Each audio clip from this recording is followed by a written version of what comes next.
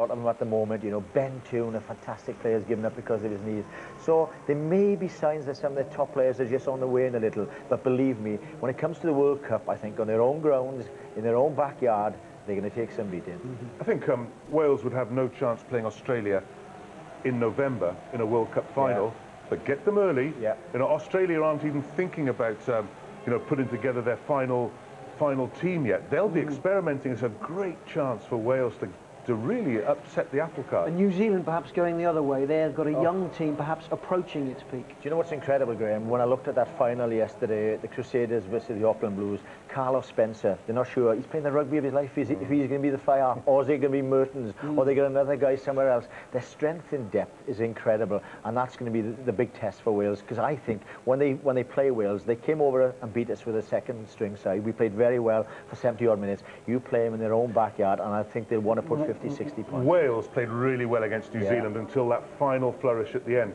If New Zealand have a weakness, it is the front five. They're not sure whether they've really got the collective front five or even the individual front five. They are not massive specimens that say the Australians and the French have.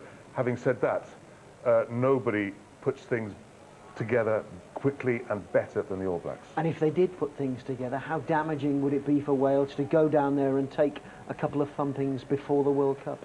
I don't think Wales will take a thumping. I think, you know, they showed enough pride in South Africa. Okay, South Africa weren't the greatest side in the summer. They had a bit of guts about them, a bit of spirit about them. If they can get in there, I'll tell you what, at the moment, this English pack could go down and they would give New Zealand a torrid time up front because they're not that strong. They want to run the ball everywhere. I think what the Welsh forwards have to do is to take them on up front, be Ben Evans, these men. They've got to be proud, they've got to be strong, and they've got to slow the New Zealanders down because they play at a terrific pace. But they learn a lot, Graham, and that's important. They've got 4 months to come back then and get their mindset right.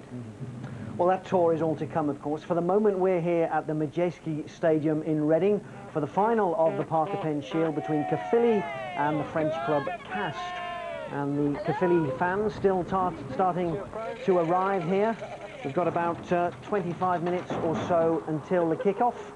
And there's a Pontypool shirt there, Ed. I think they've found a few friends over there to come along and help Caerphilly on their way.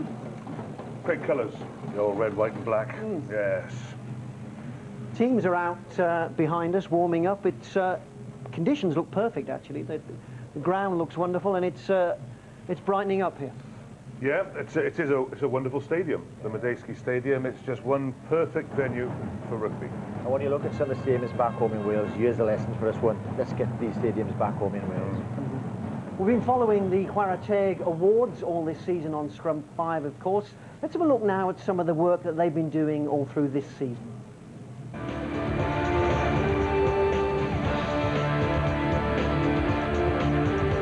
From the elite to the junior club thirds, the message is the same. Play hard, play fair.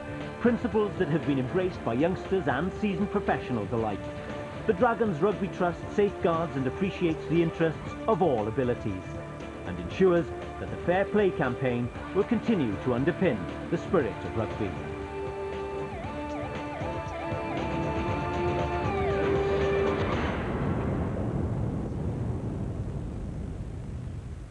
The success of the Dragon Rugby Trust is starting to show through. We have young players coming into the international side and succeeding at the highest level, and I'm sure that this will increase in the future. 10 recent Welsh squad members have graduated from the Trust's awards and scholarship programme. From the youngest inexperienced amateur to the international professional, the Dragons Rugby Trust is there to help them all.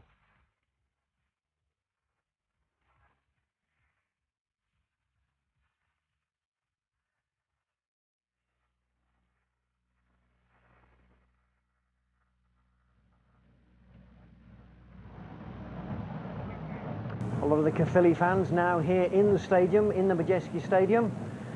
And plenty of colour and atmosphere, as you can see. Green wigs out and about for the Cheesemen on their big day. And both sets of players, it looks as if they're out on the field as well, getting ready for this Parker Pen Shield final. Now, Caerphilly have had something of an up and down season in the domestic league, but they've done very well in Europe. They've reached today's final. Let's have a closer look at that Caerphilly lineup.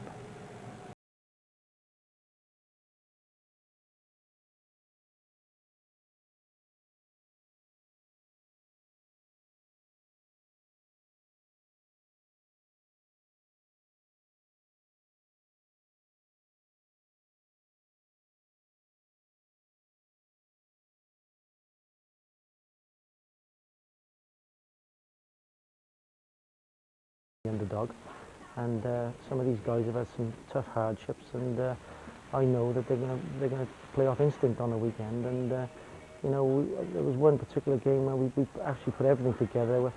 After a 60-70 point drubbing by Harlequins, we were actually magnificent on that particular occasion when all the odds were stacked against us.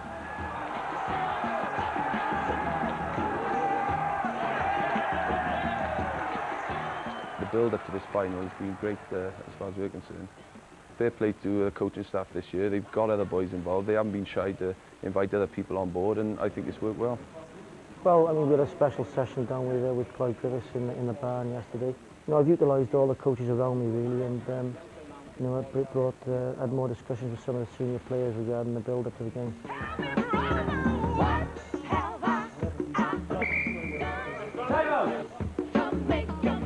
We know what to expect. You know, it's going to be a very hard game up front. That's where the games these days are won and lost, and the French put a lot of emphasis on their forward play. So we know as a pack of forwards what we've got to do, and we've got to make sure that we're not overawed by it all, and we just go out and perform and play our game, and I'm sure we'll be all right. The first 20 minutes of the game, certainly from my experience against French sides, will be absolutely vital that we certainly earn our respect, you know, and that respect will be earned in the tight forward exchanges. So defence will be vital in an organisation. You know, I've been involved with the club since I was 15, and this is the biggest, you know, day in the club's history, and we've got nothing to lose. We're going to go all guns blazing out for these French boys.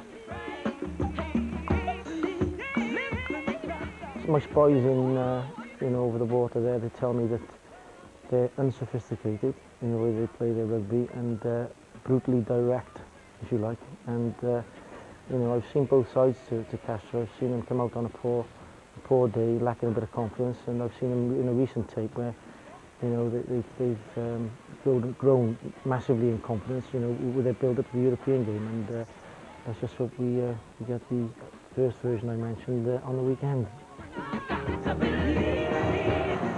Ed, you made the point earlier on, this is a semi-professional outfit who've reached the final here today against a fully professional outfit.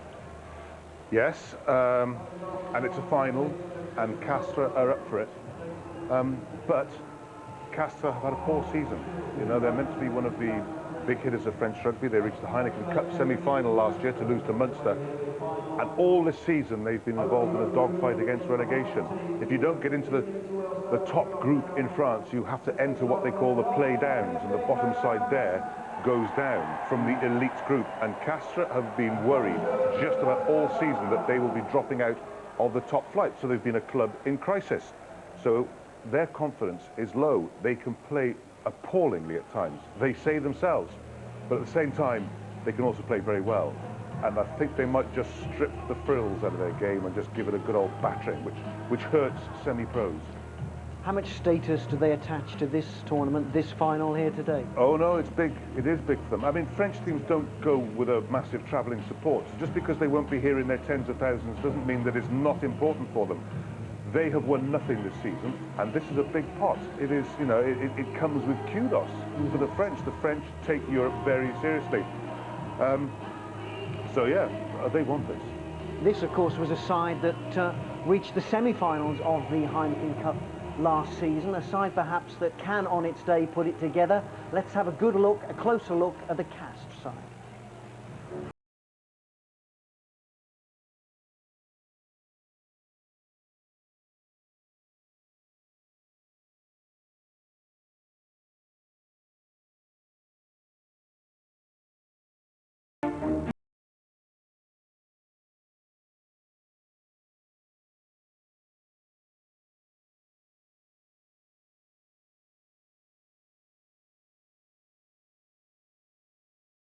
Is the root of this plant, Ruscus aculeatus, the little holly. Pierre Fabre discovered something in the root that was the very best thing for blood circulation. He founded a pharmaceutical empire which is now the commercial might behind Castres Rugby Club. Castres are among the big hitters of Europe. French champions a decade ago, Heineken Cup semi-finalists only last season. Down here, rugby and big business go hand in hand. Castres is a very small town. The company Pierre Fabre is a a very, very important group, and all the players, all the staff, the rugby team of Castres is a representative of this group. The other thing about French rugby is you don't just play for your town, you play for the whole region. Provincial rugby, if you like. And all around Castres, it's about granite, hard as. Getting scared now, right? We can lose the game, but we mustn't lose the scrum.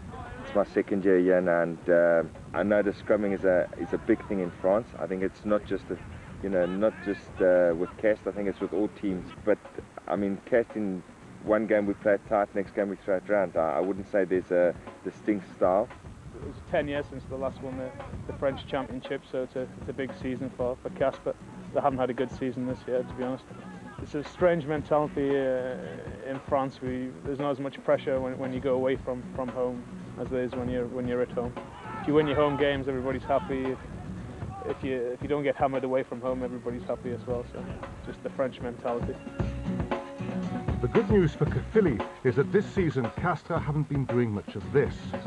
They've been stuck at the relegation end of the French Championship, what they call the play-downs. We've had an average season. No, we've been poor. Our aim was just to stay in the top flight. But we are laying plans for much better things. But beware this little bloke, Romain Tellet, known as Robocop. Every kicker has his own style. And yeah, they do call me Robocop. But it's just my way of preparing myself for the kick and concentrating. And they do have insider information on their opponents. Mark Ring used to coach me at West Hartlepool, so I know Mark Ring quite well. So you will know that he's a bag of tricks? Yes, a bag of tricks. 22 dropouts, anything's possible with Mark Ring. The form book says Castres must win. It is big Castres against little Caerphilly. Yes, but sometimes the mouse can eat the cat, and I know Caerphilly has a big motivation because the rugby in Wales is changing now, and it's perhaps the last important match for this club. Ed, I'm sure you had a convivial time out there. What did you make of the setup of the club, of the strength of the team?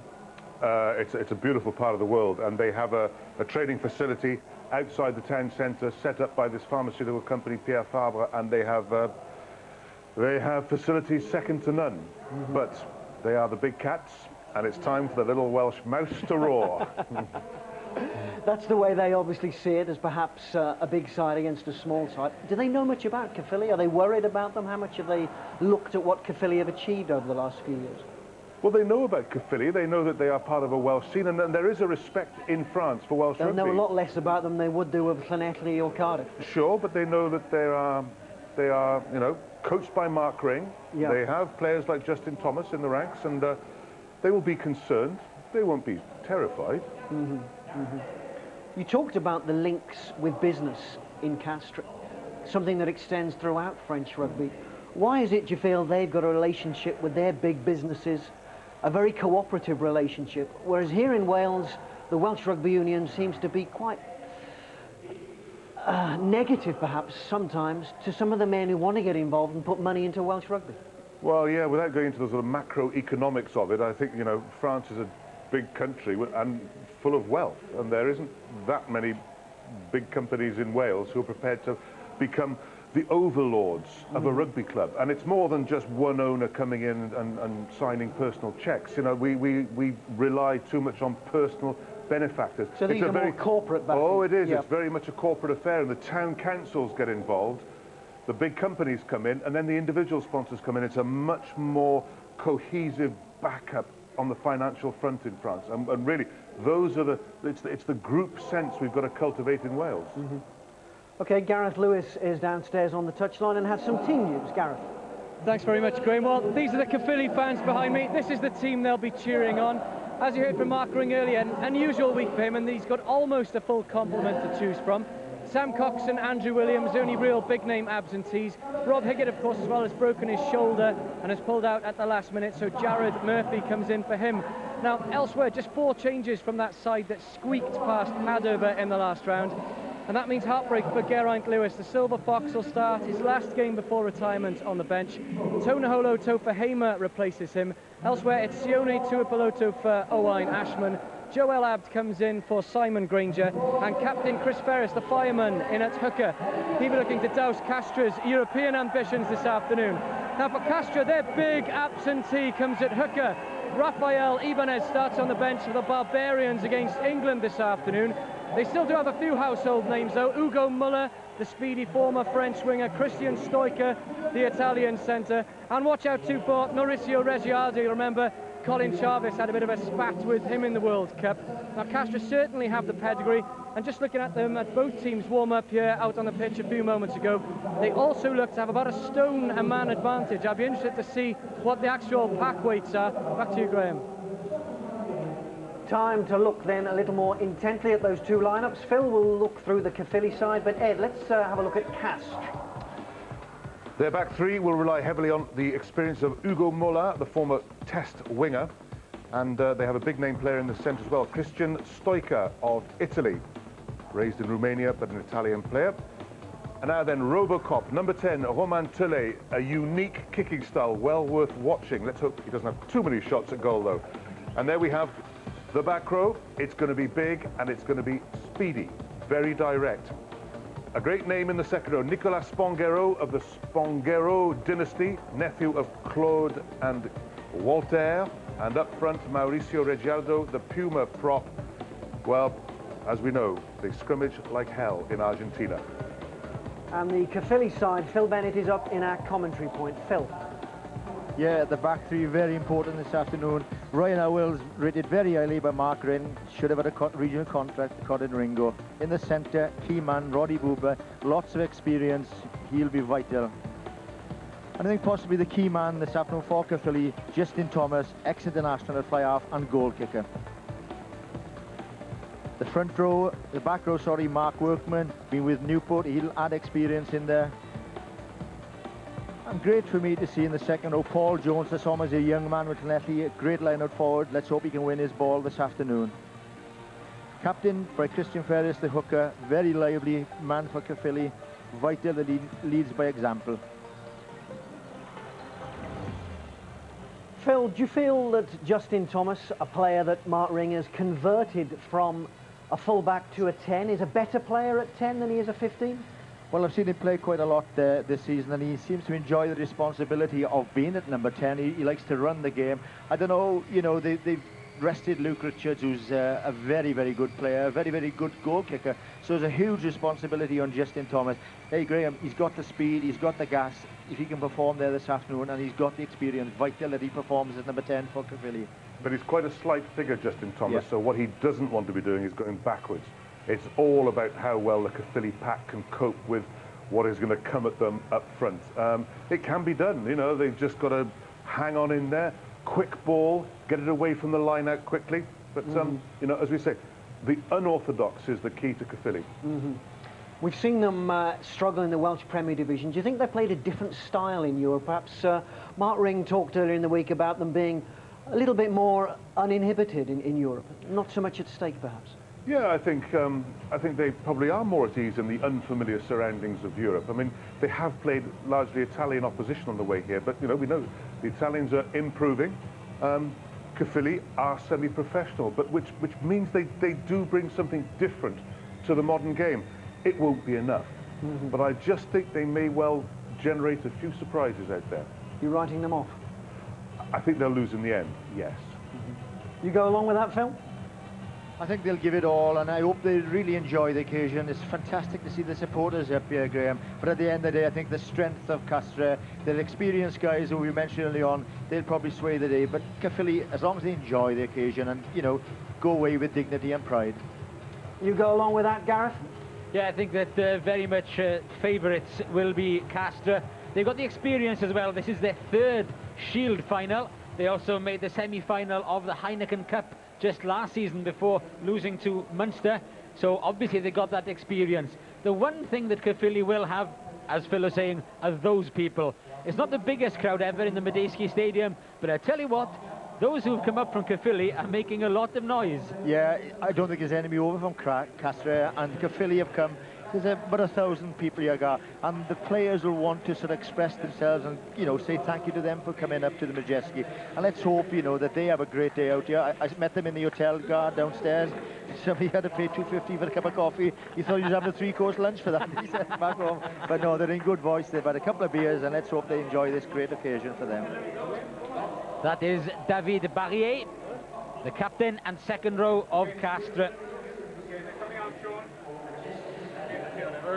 Ready to bring the team out, and they will be looking to take this trophy home after being twice finalists and twice losers in the Parker Pen Shield before. I was talking to somebody about Castres, and they were saying that when Gregor Townsend was out there at fly half, that he was a bit too flash for them, you know. He was too you know, fluid. They wanted to play the game up front, batter their opponents into the ground, and that's what I think they'll try and do this afternoon.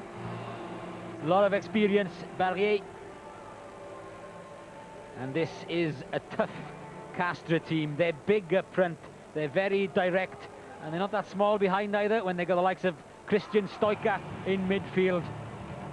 He will be more than a handful for the likes of Roddy Boubier, Jared Murphy, and Justin Thomas will have to do a bit of tackling as well. I think that would be... They're no fools. They'll have looked at Justin Thomas. He's a great runner, but you're right, Gareth. I think they'll target their angled runs at the number 10, because Boubier has been there, he's experienced, but I think they'll look to attack that area, and unless you're big and strong in that area, they'll get across the gain line. Once they're across the gain line, it's difficult then to stop the big men coming on the burst.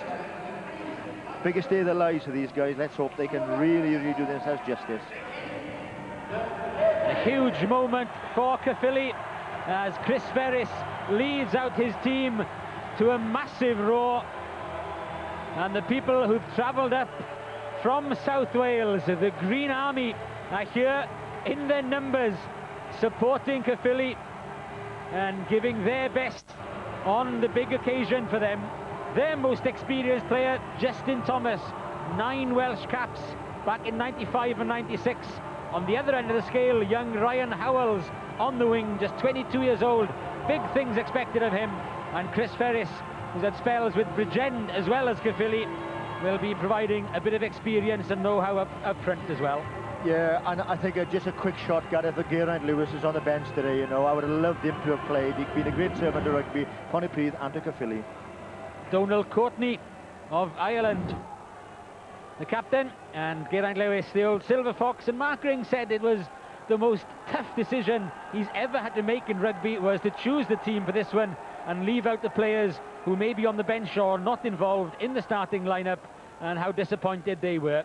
So there's no doubting at all the fact that Caerphilly have a great spirit. Will that spirit be enough to bring a trophy back to South Wales is the big question. Justin Thomas gets the Parker Pen Shield final of 2003 underway. Castres, very firm favourites. The Frenchmen, Caerphilly, have had to do it the hard way, if you like. Just getting through against Rovigo, Parma and Padova on points difference. But they've made it to a final, and it's a big end of season for them.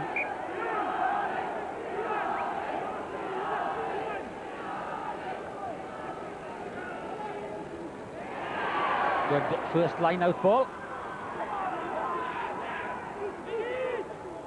Chilton again looking for short ball carriers before getting some width on it. Back to strength again for the forwards. Boubier gets past the first line of defence, and the support is there quickly enough for that possession to come back. But it's not good possession for Alan Chilton to use. And once again, it's the pick up and drive for Caerphilly as they inch towards that Castres 22. Chilton looking for the slick inside pass behind the back. It's just about worked out for them, not exactly as they would have hoped. But holding here. Caerphilly showing patience But unfortunately for them, they were the ones penalised for hanging on the floor. Yeah, you're quite right, Gareth. They did show patience. They kept the ball, made the hard yards. But as we see the last phase, going in, driving in, I think he's lacking support. The guy stays on his feet, and the referee says that he's holding on to the ball, not releasing, and there's an escape for Castres here. There's Joel Abd, the flanker, who's come from Bath to Caerphilly. I think if we give the people back home a view of what the bookies make of this, they're giving Caerphilly 32 to 34 point start, so that's the task they're facing here this afternoon.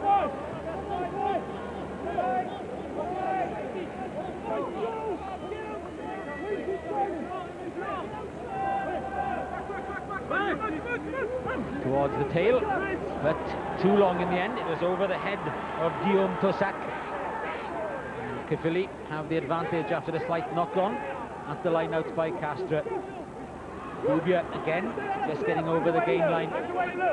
Chilton, the blind side, but out on the full. And I think Roddy Bouvier has got a task to play for Caerphilly this afternoon.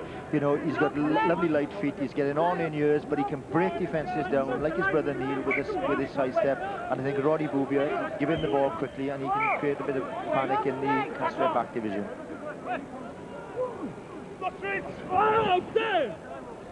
Mauricio Reggiardo, the Argentinian prop, just doing the cleaning up work from that line out. Alboui to Tilley. Stoica, the big man in midfield, but well marshalled that time. Here comes the fullback, Marti Corena. But again, it was man and ball, and that's good tackling by Caerphilly, putting pressure on Castres immediately. Yeah, I was surprised that Castres moved that ball. I thought they'd have the big men coming on the burst, keeping it tight. They moved it across, but Caerphilly drifted in defence quite well, took them out. Vital they win this ball, and I think cleared it downfield.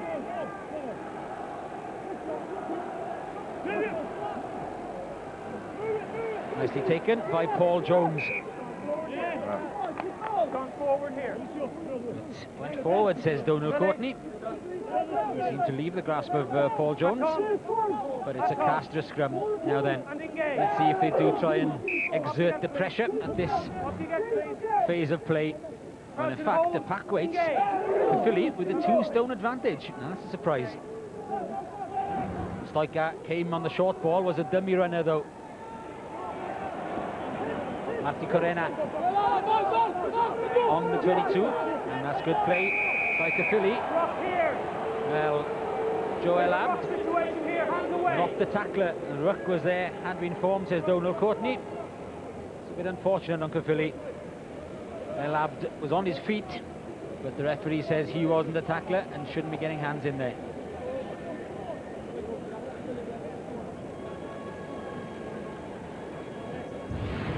Yeah, Castres surprising me the way they're moving the ball. Full-back's in, goes down there, and it's so essential. He said he's not the tackler, but he was there. I think he was. Yeah, he was entitled to play for that ball. I think they've been treated very harshly, Caerphilly. It was Joel Abd who put in the tackle without a shadow of a doubt. There we are. Here comes Robocop. The style of kicking that Eddie Butler was mentioning earlier.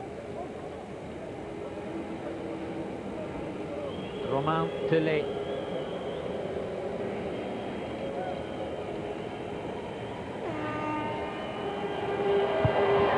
Slow, very deliberate, but very successful. And the first points of the afternoon belong to Romain Tilley and to Castres.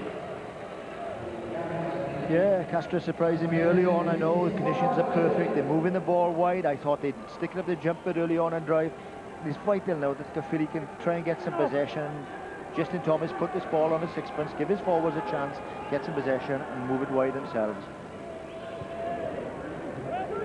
Thomas for those Caerphilly forwards, but it's the opposing captain, David Barrier, successfully takes it, but it's been stolen by Caerphilly. El Abd with the ball to Gareth Jones, the other flanker.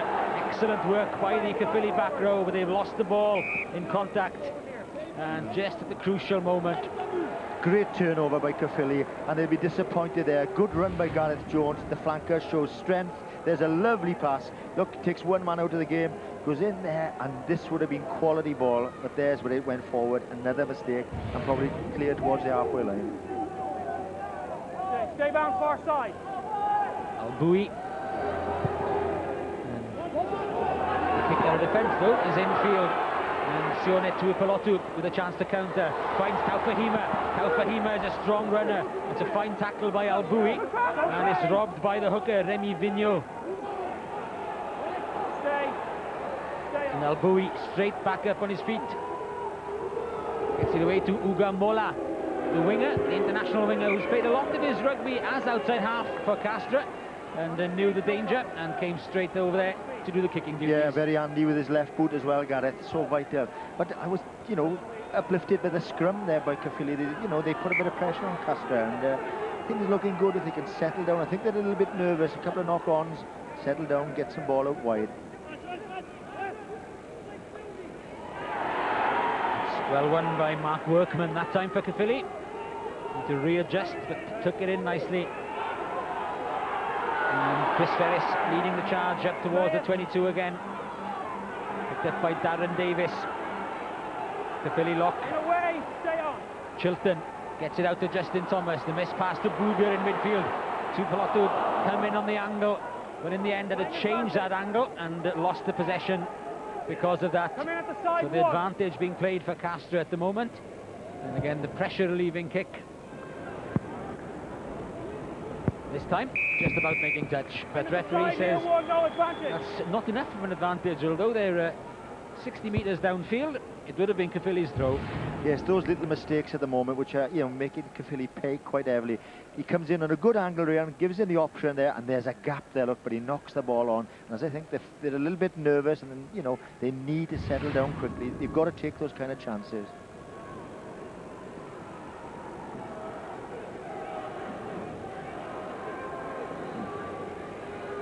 Well, we've had a couple of heavy showers in between the sunshine before the kick-off, so maybe that's just making the ball a little bit greasy and slippery, but Caerphilly will be disappointed with the number of passes they've put down in these opening 9 minutes. Yeah, they've had about 3 chances, and you need to take them at this level, and they've spilt them, and that could cost them dear later on.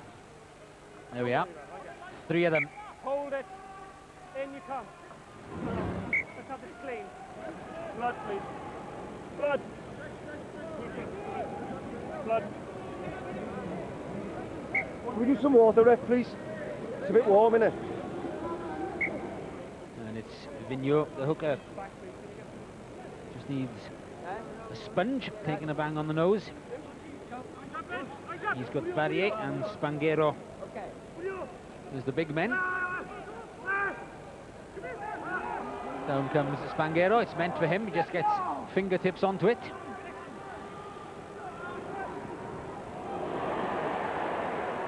Castres' turn to drop it in midfield that time. Doesn't look as though Caerphilly get any advantage. And indeed, they don't just get a scrum, they get a penalty. Good tackling in midfield by Caerphilly. Stoicher came on, this big, strong Italian on the burst there, but he took man and ball and was knocked down.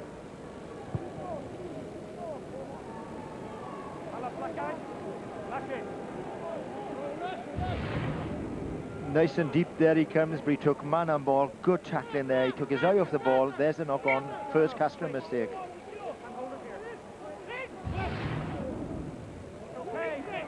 Okay.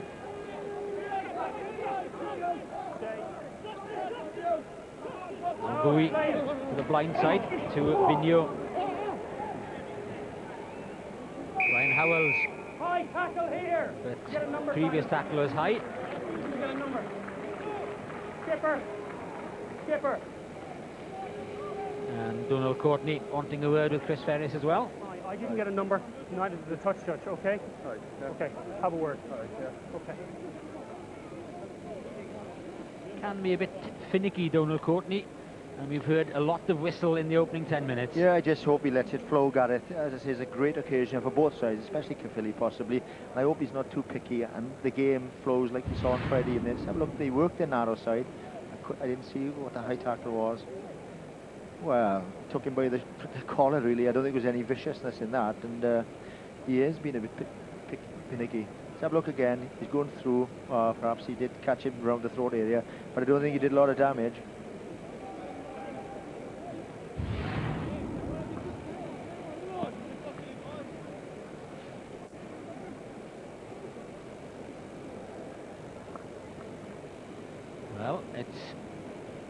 Real tough task. 53 metres plus for Marti Corena, the fullback. And he pulls it wide. It proves too difficult for him. So it looks as though the outside half will take the short range one and possibly the fullback for the longer range.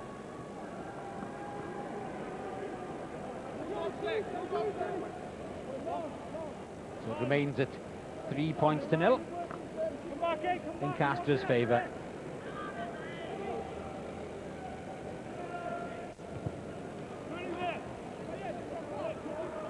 Hugo Mola just watching the bounce. It's a good burst from Tosak, the big number 8. A good support from Fromont. Well into Caerphilly's 22. Alboui finds Tosak once again, willing to take the ball on. There's 2 surges from the number 8, very prominent in that move. The drop goal attempt from Alexandre Alboui comes to nothing, and well, you've expected better results for the build-up, and I don't think the forwards and the number 8 in particular will thank him for that. Yeah, a missed tackle there on the big number 8. He shows good strength, and for me, the good part of it, as he tackles, he offloads the ball to his fellow flanker, and really the forwards did all the graft there, and there was an awful attempt at a drop goal by the scrum half. He didn't need it. I mean, they'd only gone through 1 or 2 phases. No need for any panic at all like that. Barrier under pressure and throws it forward. But I think the lesson Ferris must be saying to his forwards, boys, we can't let these big fellas run at us. We've got to knock them down, because once they get across that gain line, they've got big men coming on at pace.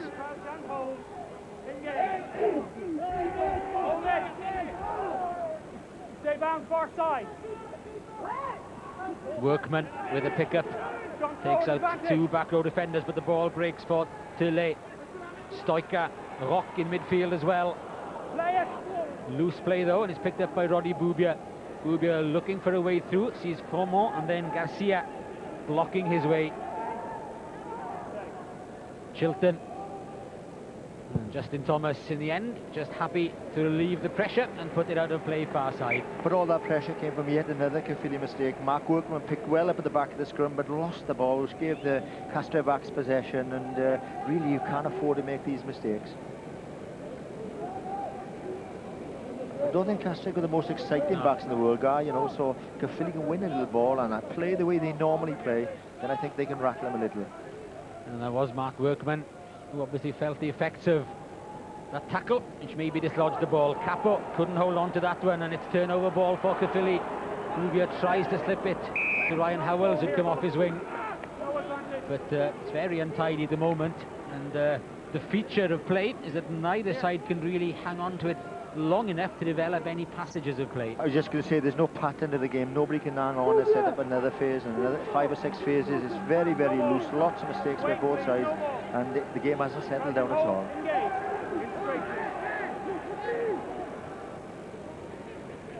Alan Chilton to Tuipulotu, looking to give Ryan Howells a run down that right wing, but it was a little bit too tight, and the angle and the far touchline beating them. Ryan Howells, very well thought of by Mark Ring. Good prospect. He's got 5 tries in the competition so far. Back off. Both sides open. And Howells drifts across midfield. There's Castres. Put some big men in there as well. Rodrigo Capo, the Uruguayan back row player, ready in midfield. Back we go. Taken on though by another back row player, Romain Fromont. Tillet with a tester for Tuipulotu. Stoica, the first man up there. Stoica just manages to get his hand on it first. Darren Davis in the way, but it is Castres ball. Not picked up though by Vigneault, the hooker. He's under pressure and driven back towards halfway by Jared Murphy. Good foraging by Caerphilly, and they deserved that scrum for their harassing work in midfield. Yeah, when Stoica got up and tapped the ball back down there, I thought it was going to be 50-50 ball, but here's what they have to do: rush, harry, get amongst the Castres side. They're driving them back here. Hooker doesn't want to pass on good, bad ball, and that's good at harrying by. I think it's Jared Murphy who did the hard grafting work. Hold it. Break it up, please. Break it up, please. Wait until the ball is in. Attend and engage. That's better. stay. Workman to Tuipulotu, standing close. Back on the angle for Murphy. Over halfway. That's well presented ball for Alan Chilton. That's okay. Chilton could see the defence standing off, so took it straight down the middle, as did Joel Abd, getting another few metres for Caerphilly. Paul Jones tries to do the same. Darren Davis. And that's good work by Caerphilly. Now a bit of width on it. And it's Boubia who's got the telling break again. Still Boubia. Dummies Ferris. Boubia for the try line. He's made it. What a great individual effort by Roddy Boubia. Superb work by the Caerphilly flanker.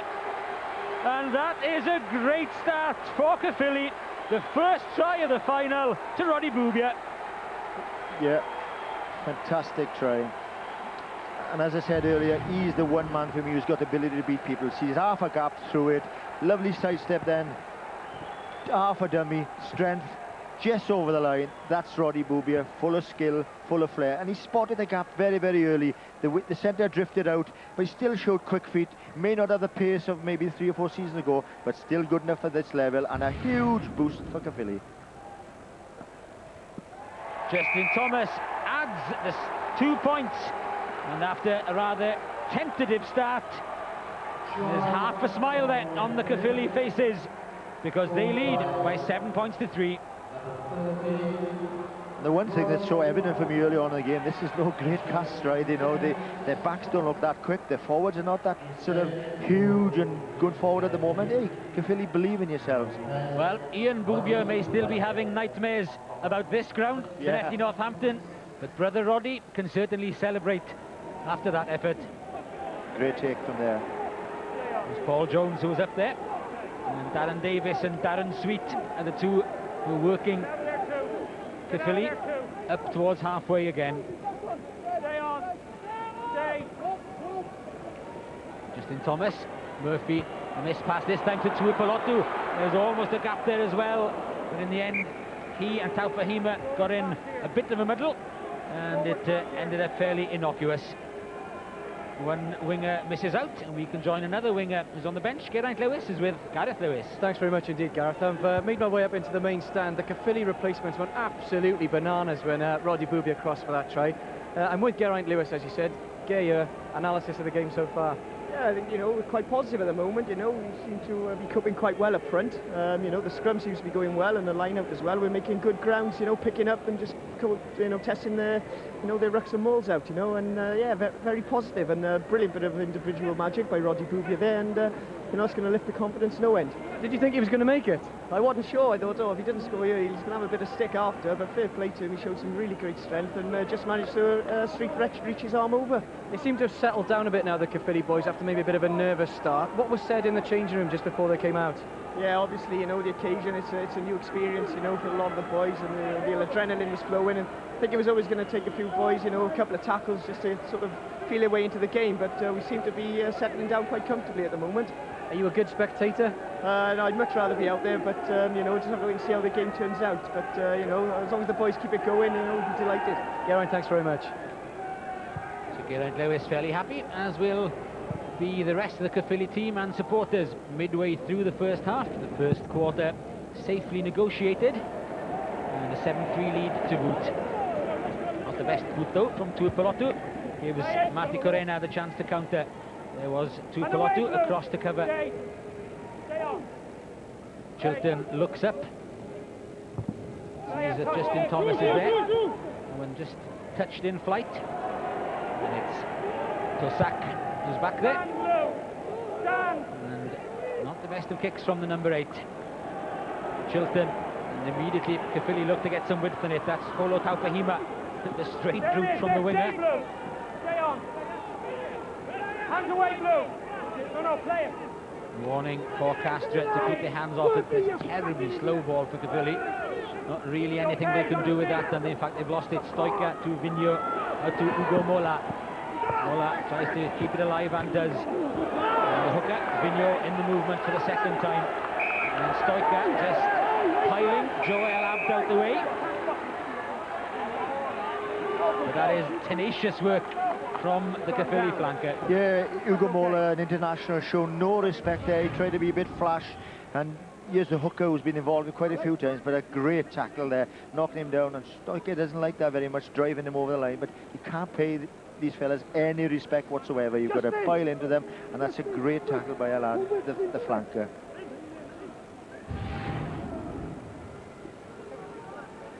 There's Mark Ring. Mike Griffiths lending a hand as well. Made an appearance for Pontypridd the other day. Still going strong.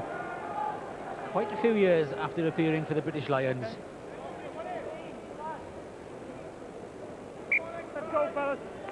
Coach. Coach. No, hang on a second. Yeah, he's a free spirit, is Mark Ring. Wants Caerphilly to express themselves. And he, more than anybody, will be delighted with Roddy Booga's try. Wants his players to have a go at any opportunity. Darren Davis not finding Chris Ferris coming round, but Caerphilly safely hanging on to it. Alan Chilton forcing his way through. A bit of ball watching from both teams for a moment, and then Darren Davis with a big left boot at the wrong side of the touchline. Yeah, I think if it's slow ball, Chilton did very well. He just didn't pass it out to Justin Thomas. He took it on himself, trying to get better quality ball. Just 3 men this time for Castres. And felt they were bumped out of it, and indeed they were. I wonder will he go for a shot for goal, the big full-back guy from this distance. I think he'd fancy his chances. But he took him out there quite deliberately, I think. A little bit of eyeballing between Paul Jones and Mauricio Reggiardo. Reggiardo and Colin Chavez, of course, received their marching orders in the World Cup.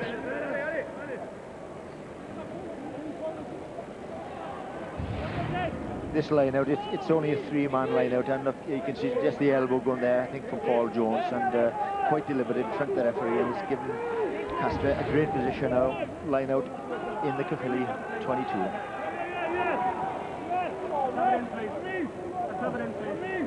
Full line this time, but too slow. Yeah, and when they've got giants in the line out, there's no need for delay like that. The referee asked him on 2 occasions whether he understands English. I don't know.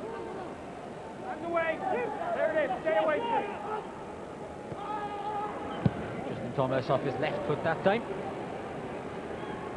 after really getting much distance, but getting it safely out of play. There is the website address, just the 1 game to go this season, and that's Wales against the Barbarians next weekend. It's well worked between hooker and scrum half that time. Vigneault and Alboui. Alboui finds Garcia, the prop, taking it at this time. Turley, not the best of balls for the outside half to do. Swoop down to pick it up off his toes. Sebastian Roch, bit of a loose pass in midfield, and Castres just going backwards. Matti Corena finds Fromont. It's the back row in particular that have been most prominent for Castres when they have been going forward. Stoica, Murphy really sped up on him too quickly, and it's given Stoica the chance to use his strength and use his bulk. Get support as well inside the Caerphilly 22. There's a massive overlap going left. Caerphilly desperately trying to plug the gaps. Spanghero getting within 3 or 4 meters. Alboui to Tele. Vigneault in midfield. A little pass back inside. Caerphilly defending as best they can. Castres recycling it well that time. Mola finds Tosak. Tosak gets support from Reggiardo. And it's Mauricio Reggiardo who's knocked it on. It's not been given as a try. Knock on, and it's a penalty though for offside in midfield. And Castres made real heavy weather of that. They should have got on the score sheet. They'll have to settle for a penalty. I tell you what, there's a 5-2 overlap on one occasion. Just quick hands move the ball, and they're strolled in there. I think they'll go for the 3 points, but they'll be bitterly disappointed not to have scored an easy try there after Stoica created havoc in midfield. There's the overlap, just simple hands, draw, give the ball. Look, 2 men free on the outside there, and that was very, very poor play. Well, the 2 props got in each other's way. Yeah. Garcia knocked it on, Reggiardo picked it up. Too late. I think Caerphilly be quite happy to concede the 3 points here, Gar, because they know deep in their minds that that should have been a 5-pointer with a conversion to come.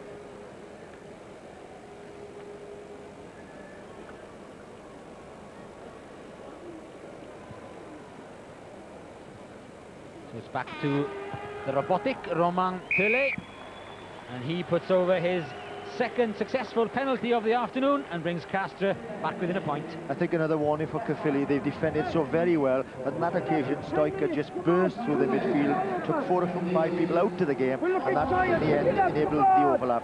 But just simple handling should have been there. Stoica, look, he's so strong, so powerful. How many tackles does he burst out of the way? 4 or 5 tackles and gets the ball away. 6'2" and 17 stone. Unless you put in that first tackle, you're struggling.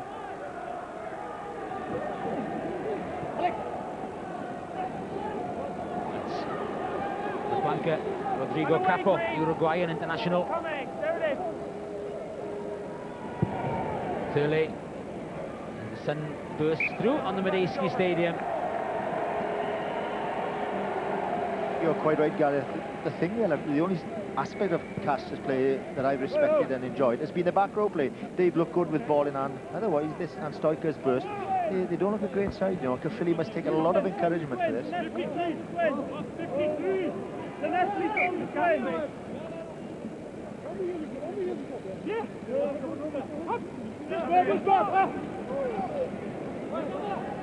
Meant for the tail, but stolen on the Caerphilly throw.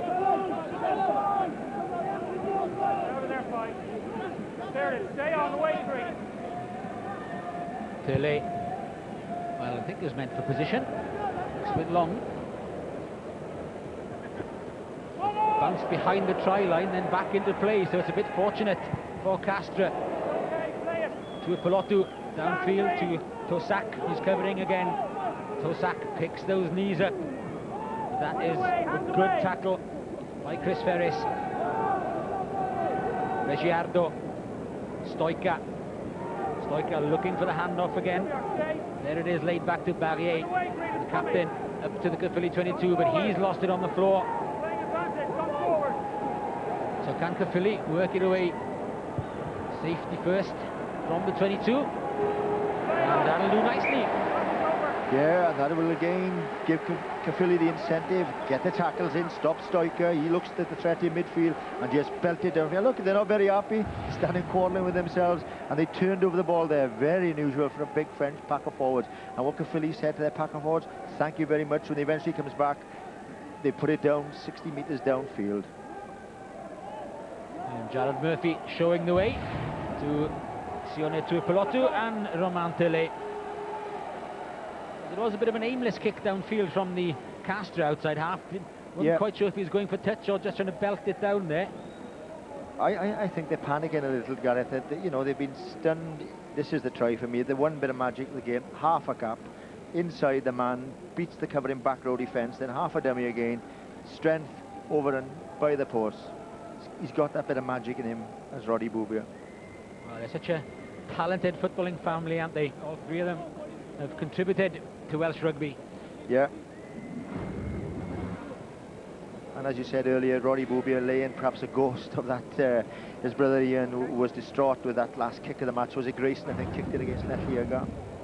Well, it's fairly even Stevens in the amount of ball they had, but Caerphilly have had to do quite a bit more defending than Castres. Still, they've got the only try of the match to Roddy Boubia. With 10 minutes of the first half remaining. It's a long, protracted injury. It's not just Mark Workman. He's obviously taken a knock on his shoulder. There's one of the Castres players far side of the field as well. Wait. No, wait. No. Numéro 4, attends. Numéro 4, c'est blessé. Wait. Both sides open, please.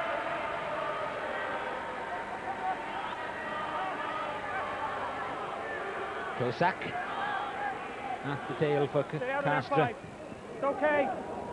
Again, not the best of balls for the scrum half, just dropped down. And he was just as well, but Remy Vigneault was there waiting to support again.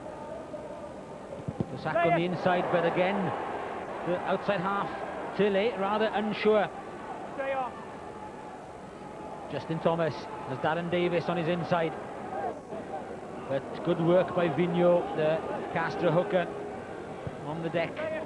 Mola going for the chip for the gap, and the tackle was late. Here we go.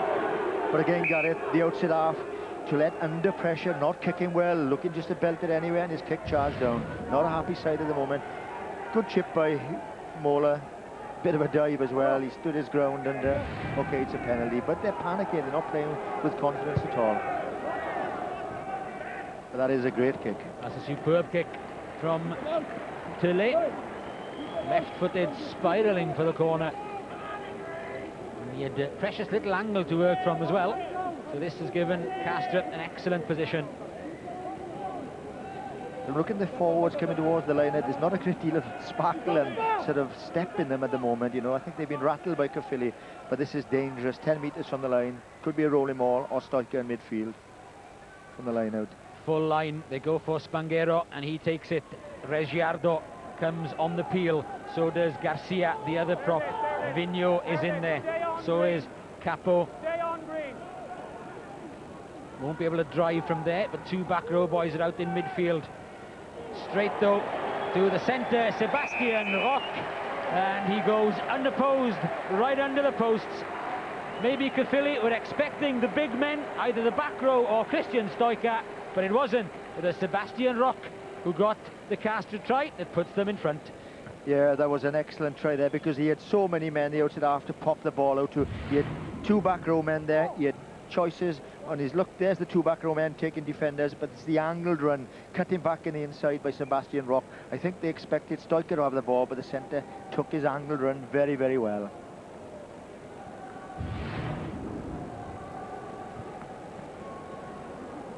Yeah, the presence of all those big men, Fromont, Tosac, and of course Stoica, so threatening.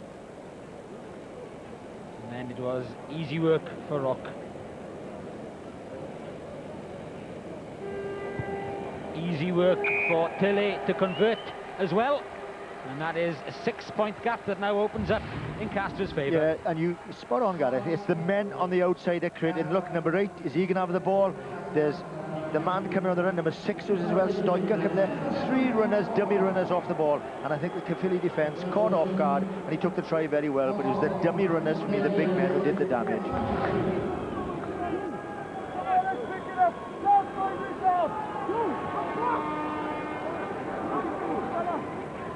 Perhaps a little bit unexpected from Castres. Maybe Caerphilly are expecting the line-out drive initially. They spread it a bit wider. Maybe they're expecting a bit big men as well. But no. That's good work, good thinking by Castres. And that's a lovely take by Spanghero. Famous name in French rugby. The nephew of Claude and Walter. The rugby down in Narbonne. Guy Spanghero, Nicolas. Tell you what, Gareth, I had the privilege of playing against Walter and Claude, two of the great forwards that I've ever played rugby against. Huge guys, but great with ball in hands, and there they'd be very proud of this man taking that. Fantastic. One of the things we cannot do very well in Welsh rugby, he made it look easy.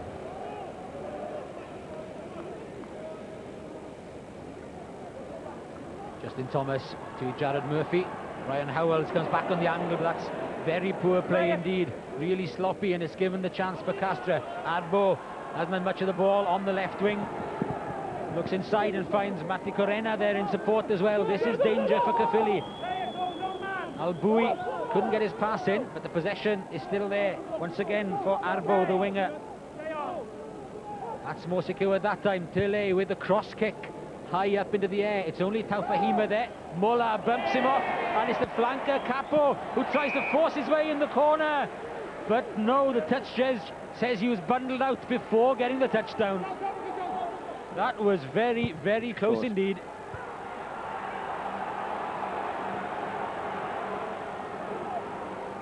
And it all stemmed from Caerphilly's mistake in the first place.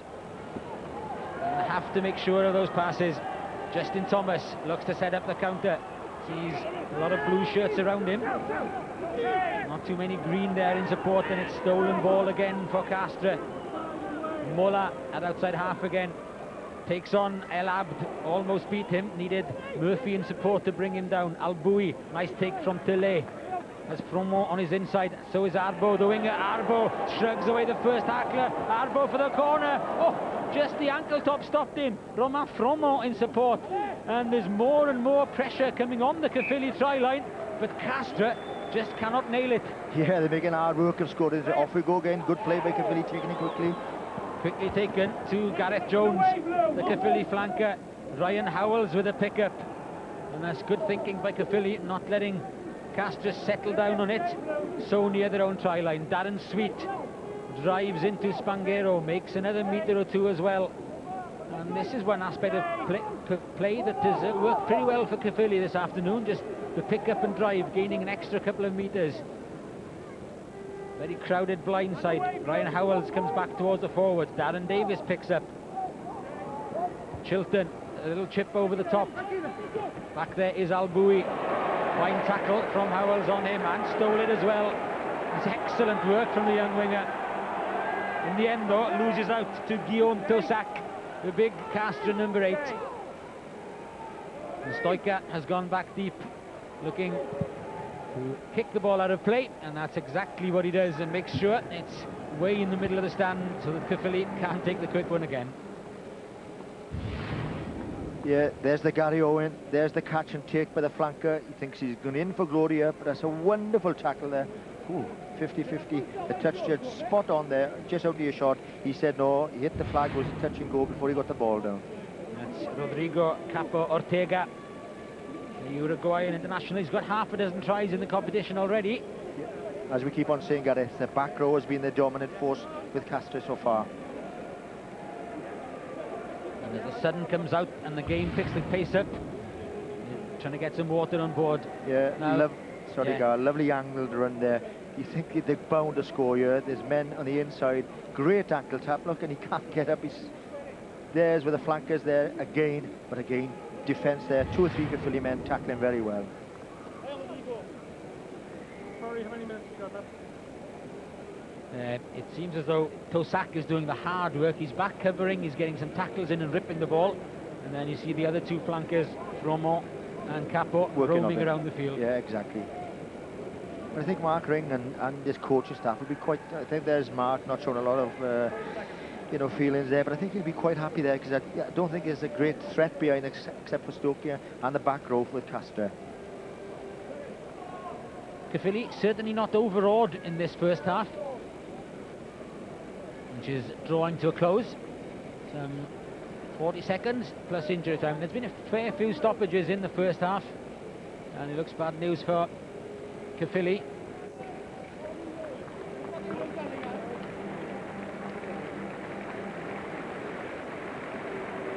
And I think it's the prop Lee Manning.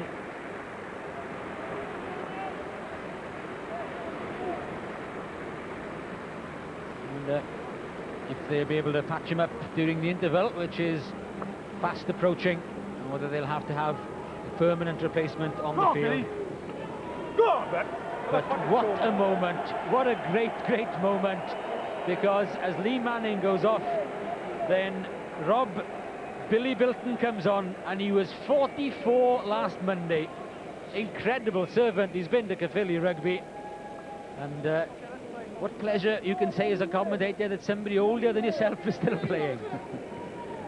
But Billy Bilton has been superb for Caerphilly, and he gets his moment in a big cup final. That's great for him.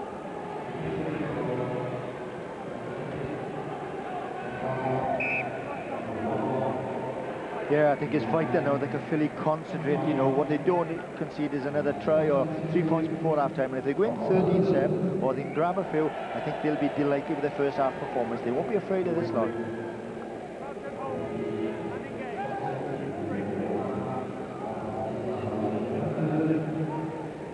So just stoppage time in the first half remaining. Boubia. Again, they were standing off him, and he almost made the breakthrough. It was Turley who got the tackle in and managed to rip the ball forward as well. Advantage to Castres at the moment. A slip from Stoica. Loose pass as well, and in the end, not enough of an advantage for Castres. And I think the big message Mark Ring is going to say it in the dressing rooms: boys, you cannot keep on making mistakes, because if you give the ball to these, their fitness will tell. Keep the ball. Caerphilly, far too many errors in the first half. Lots of spirit, lots of guts and pride, but far too many mistakes.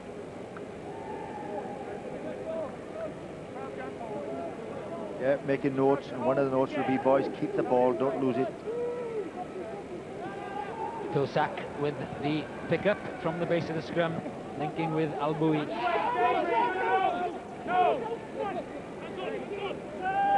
Too late, the outside half has to go in as scrum half. Stoica, it's a good pass as well to Garcia, the prop. Vigneault is a lively hooker, good stand-in for Rafael Ibanez. Alboui can't get his hands on it, needs a bit more clearance work from his forwards. That comes, and so does the ball. Missed pass by Turley, picked up by Marty Corena, left behind and picked up by Gareth Jones for Caerphilly. Good support from Ryan Howells. Justin Thomas to Murphy. And it's the two front row boys, Regiardo and Vigneault, who are defending the midfield for Castres. Bilton with a feed in. On the way, there it is. El Abd with a drive forward. Good take by Tuipulotu. Look for somebody coming on his inside. Mola bringing him down, but Tuipulotu keeping it alive. Darren Davis. Stoica not taking the dummy, but it's still Caerphilly ball. Ferris needs support, and Justin Thomas has to do the bridging work that time. Chilton. Marty Corena back there. Taufahima trying to put him under pressure, but bags of time for the fullback. Yeah, and I think he'll run it. Gareth spot in space, maybe on the wide outside. Sebastian Roch, the try scorer for Castres, caught on his own 22. Turley, now then, it's a ragged defence for Caerphilly. Mola has Stoica on his outside. Mola is quick, has support on the inside as well. Arbo, the other winger, was there, but they couldn't work the switch. And again, what was a promising build-up, much to the frustration of Fromont, comes to nothing. Caerphilly not overwhelmed in the first half, but Castres will be looking at all those half chances they had and wondering how come they're only 6 points ahead, but they are at 13 points to 7. I think they've blown at least 3 tries there. We saw a wonderful run by Muller. He did the damage, bust the line, and had Arbo in support there, and they could have had 3 or 4 tries, but Caerphilly hanging on in there. One bit of magic from, here's the chance, look, no, he dropped the ball, he knocked it on, and that's the flanker getting annoyed. But Caerphilly have hung on in there. I think they're very, very committed. If they can hold on, cut out mistakes, there's a chance. It's a try apiece. Roddy Boubia gave them the hope, but Castres have come stronger and stronger, and Caerphilly will have to cut down on their mistakes to hang on in this one. At half-time, though, it's still an open game. It's Castres 13, Caerphilly 7.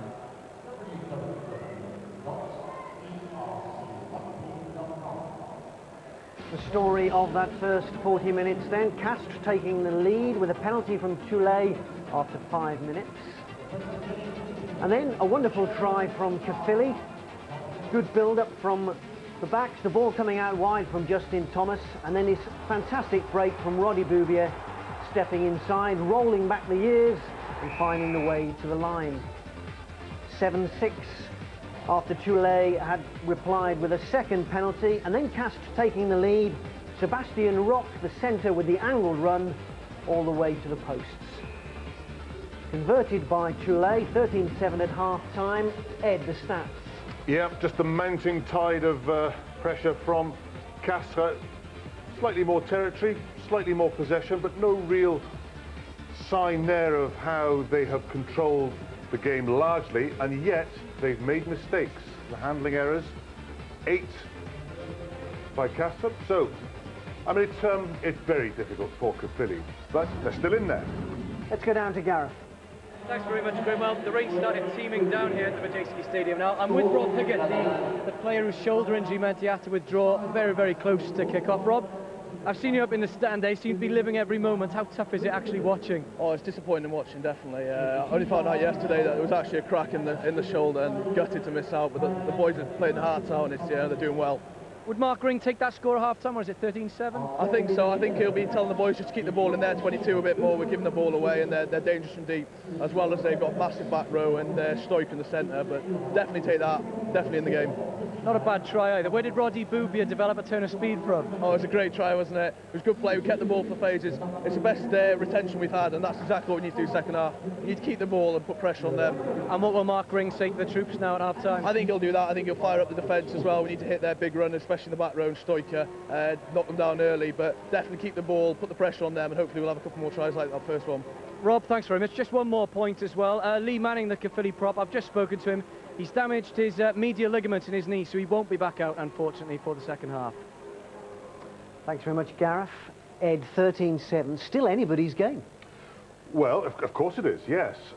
But there are just signs that Castres are settling into their game. I mean, their handling skills have been quite poor, and at times you could say that Caerphilly showed all the signs of flair and imagination and better handling skills, but there is just this mounting sea of blue coming their way, and it's going to be a long second half. They put down a few tries, didn't they, perhaps? They did, first half, but there was also some fantastic Caerphilly defence. Yeah. And of course Caerphilly rattled them early on, and it was a truly well-constructed effort. Great work by the forwards here, both second rows involved. Paul Jones driving it up first. Darren Davis also taking the ball on. Good clearance, quick delivery, then the sudden switch of play, and then it's just all the individual effort here. One man beaten, two men beaten, 3, 4. That is just sensational running by Roddy Boubia. And here we have it. He got everything. There's a bit of a handoff there, bit of good balance, half dummy, and finally the strength. I mean, it was just the complete try. Yeah. Here we have it. It was well constructed from the very first move to the last. The forwards took it on. That's the unorthodox play. 1 second row Paul Jones standing off. And look at Darren Davis. Times his angle and his run well. Makes 3 or 4 yards over the gain line. The quick delivery and the switch of play. The one missed move. And that's what it's all about. It's all about the forwards creating the hard yards. And it just releases enough space and time for the backs to suddenly show that they can, you know, perform one-on-one, 1-on-4. Phil made the point that Roddy Boubia may have lost a yard or two in pace, but if you pick the right angle, you prove you can get there. You can. It's just all about patience, control of the football, quick recycling. Of course, the more you want quick ball, the more likely you are to lose control of it. So, I mean, it was just perfection by Caerphilly because they did everything neatly and tidily. They bombed a couple of chances after that cast, but then finally they did get that try under the post. And again, this is well worked because it comes straight from the line out. As Charlo said, you know, you expected the huge drive to come on, and Caerphilly defend that very well. In fact, they even slow the ball up. But it's very, very imaginative running from now on in. Here goes Tullet, and it wasn't just the running of Sébastien Roch for the try. It's players on the inside shoulder of Tullet and the players running even harder angles outside him. So, you know, Caerphilly did so much well there. You can just see when Tullet gets the ball, how many people start moving all around him. He has people on his inside shoulder, but above all, these two players coming on his outside shoulder. He picks the man who's cutting back against the tide of defence, and yeah, very well worked. There's the Castres dressing room. I would imagine they're not totally happy with the way things have gone in that first 40 minutes. No, I think they were rattled by Caerphilly. You know, they were told that they would have the edge up front, and actually Caerphilly really took the charge at them, and that's typical Mark Ring. Everybody said that he'd have to move the ball away from the pack. He actually opted to use big runners to charge straight at the fringe work of the Castres defence, and it worked really well. Justin Thomas had helped set up that first try for Caerphilly, and then I think he was involved in the try-saving tackle in the corner. Was Caerphilly defence at its very best. It's that high crossfield kick which can work so well. Caerphilly are outnumbered here, but look at that. That is a superb tackle by Justin Thomas there. He had to knock in a good 3 yards into touch. Actually, I'd like to see it again because it could well have been a try. Fullback skills coming to the fore there, really, even though he's playing at 10 these days. Yep, nailed his man. Doesn't matter if you've got good technique, doesn't matter if you're smaller than your opposite number, just shows what can be done. We've seen Bilton come off the bench. What is he, 42, 43 years of age? Well, he might even be 44, which, I mean, probably shatters every record in the book. He probably wanted to come on for a nice 10 minutes at the end. Exactly. And now he's got Has 50. he come on a little bit too soon, perhaps? Well, I don't know. It all depends. I mean, if Caerphilly can rattle them again with an early try, if they can get the forwards hitting them hard, and then, you know, Roddy Bouvier has looked dangerous whenever he's had the ball. Yeah, Caerphilly can yet add something to this final. OK, half-time here. This is the last club scrum 5, but plenty of action next week on the international stage, Wales against the Barbarians. Who would you want to kick this in World Rugby? That man.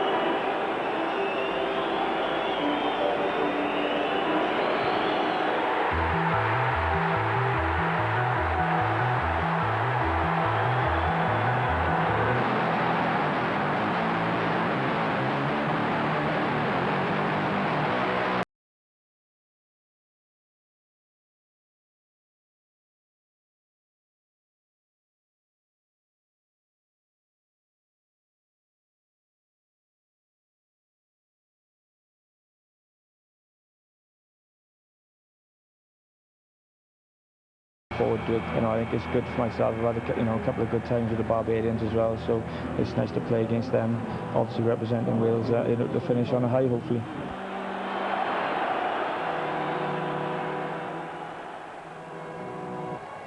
So join us next Saturday, Wales against the Barbarians. Let's go back for second half commentary with Phil and Gareth.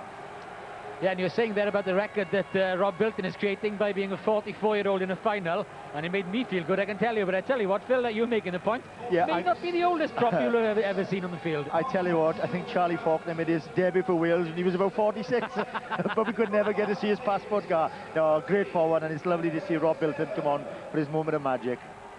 Well, he's got a tough 40 ahead of him now, because the game seemed to open up as it went on in that first half. Mistakes contributing to that, and the mistakes of Caerphilly contributing somewhat to their downfall in that first half. They need to tighten it up if they can, and they're only one score away though, 13 points to 7, and Caerphilly very much in this game. And if they can get the ball to Ryan Owls on the right wing, Mark Ring rates him very, very highly, and he's looked quite sharp when he's had the ball, chased well, and he looks a quality player. Well, that's one replacement. That's Jean-Marie Bizarro, the flanker, who's come on for Rodrigo Capo, I think, in the back row. And Fea Vunipola, he's instead of Chris Ferris, the hooker. So a couple more changes at half-time. And Caerphilly look to get back in and see if they can produce another spark of magic, as Roddy Bouvier did in the early stages of that first half. But they've lost the ball immediately, and it's Laurent Arbeau threatening Barrier as well. Picked up by Fromont. Fromont for the corner, and that's just the start that Caerphilly didn't want. Less than half a minute gone, and again it's spilt ball from them, lost ball, which has given an easy try to Romain Fromont. And I don't want to be critical, but you cannot lose the ball, especially in your own 22, and make mistakes. You will be punished. And good use for the flanker from all there, seeing space on the narrow side, and no last man is going to stop him with a yard to go. But here's with a mistake. They're driving in well there. You think, right, let's get the ball, let's clear the lines, and look, there's where it goes astray. And against quality opposition, they will punish you. And the captain, I think, gets involved eventually. The big second row, there he comes in to set it up, and a gap will open up eventually on that blind side. There's the big fella coming in, driving in, and there's nobody on duty there. And what hope, is it the outside half of Justin Thomas, I think? No chance, and big blow to Caerphilly. Fromont gets his 4th try of the competition this year, and it is a real blow to Caerphilly. And it's that end that most of the Caerphilly fans are packed into, right in front of them. They'll have suffered that try, and it will have hurt. It'll have hurt the 15 on the field even more, despite the fact that the conversion wasn't added.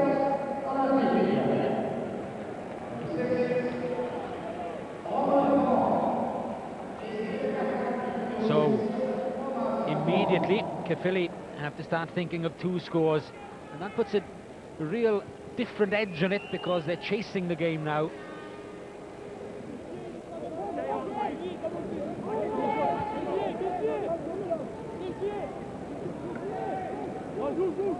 Fromont, the try scorer, is the one who gets Castres rolling again.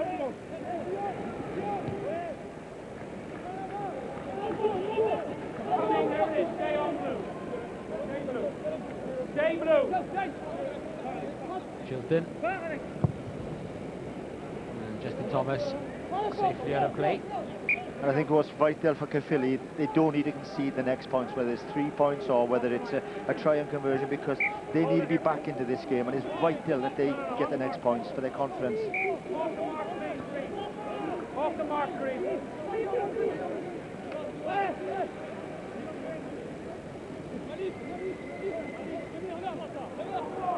Vigneault's turn that time. Obviously disappointed in himself. Ball away. Ball's away. No, nothing. So 2 changes in that front row for Caerphilly. Fia Vunipola now taking over the hooking duties alongside Rob Bilton, but it's the crooked feed from Alan Chilton that's punished, and that's Jean-Marie Bizarro, replacement flanker for Castres. Oh, almost an interception, but if Castres can get this quickly out left, they could have men going spare. Turley, Tosak, Marti Corena cuts back inside. Again, the pressure piled on Caerphilly, but the Castres forwards dive over that time, and that is a real relief for Caerphilly. And Arbo on the left wing is going berserk for Castres because there was men spare there. Maybe the ball could have moved to him, and yet another chance gone a begging for Castres.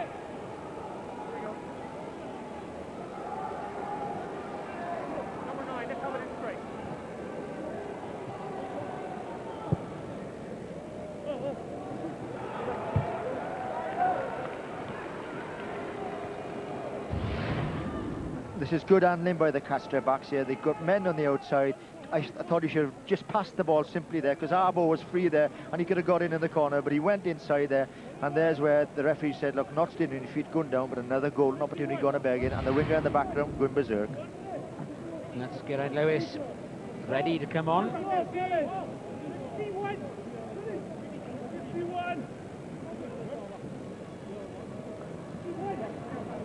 And the change being made.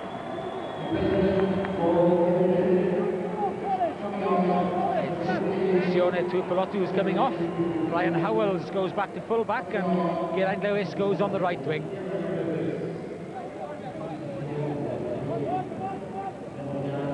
Aaron Davis linking with Mark Workman. Justin Thomas inside his 22, and that's a high strike. And we can rejoin our touchline reporter, Gareth Lewis. Thanks very much, Gareth. I'm out in the stands again. I'm with Caerphilly captain Chris Ferris. Chris, it must be tough to come off a half-time. What's the injury problem? It was tough to come off. I've been struggling the last couple of weeks with injured knee ligaments, and to be honest, in a game like this, you need to be 100%. I was only about 80% at the end, so you know, fair play. Vunipola come on now, and I'm sure he'll do a fine job. And a difficult start now, and a difficult second half after that early score by Castres. Well, two early easy tries now. I just hope the boys regroup and take the good work in the first half into the last half hour. And it's great for Geraint Lewis to come on as well, isn't it? Yeah, fantastic occasion for Geraint. Good way for him to go out of rugby, playing in a final, so we wish him all the best. He's been a great clubman as well for us. Chris, thanks very much. And that is Geraint Lewis getting his first touch. Remember, a very late cup final try he scored for Pontypridd against Neath to win the cup final for Pontypridd a couple of seasons ago. And this is his last game for Caerphilly. It's a neat kick from Alboui. There could be a gap there. Oof, that was dangerous because Romain Turley had sensed what the scrum half was doing. It was a lovely kick by Alboui, and they came very, very close indeed. There was a glorious kick there, and the outside half, I think, going for the ball there, whether he went for it 100%, knocked it on, a little bit of vision, bit of skill, spotted the gap there, no full back at home, and there's the outside half, going up for the ball, but 50-50, spilt the ball. Wasted a lot of chances this afternoon, Castres. And I think Caerphilly have to get away from this danger area, get back into this game very, very quickly. Let's have a good look at this scrum, see if they put him under pressure. Stay bound, far side. Well, Castres get a good scrum. It's picked up by Fromont, and he's over again. And the flanker is winning this one for Castres by the look of it. 2 tries for Romain Fromont in the opening 7 minutes of the second half. Destructive scrum by Castres, and a simple plunge over for Fromont. And we thought this would be the aspect of all the game, but they drove in there where there was a lack of concentration on just the strength telling. Out it comes, and Fromont, who's been outstanding this afternoon, you don't stop a man of that strength from that distance. Disappointment for Caerphilly. First the wheel, then the drive, and look, the hooker pops up, or Bilton pops up, and there's the flanker, getting a very, very easy try. The hard work done by his front 5.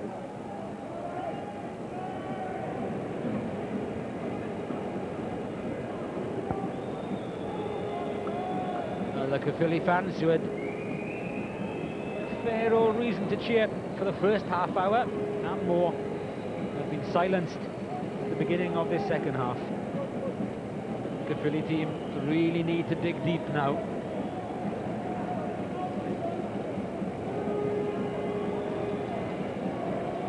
Tillet, smallest player on the field, only 5'5" of him. That curious kicking style again proves very effective.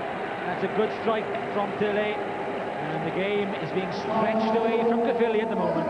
Yeah, well, we have to remember, you know, Caerphilly's semi-professionals up against, you know, full-time professionals.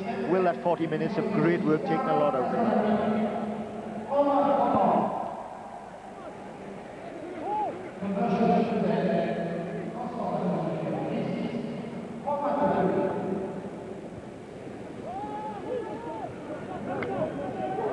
Ring with another change. There is number 18 with a green and red scrum cap on. That's Simon Granger, open side flanker, coming on for Gareth Jones, looking to get a bit more pace on things for Caerphilly, looking to spread the ball now, doubtless trying to claw back this 18-point deficit.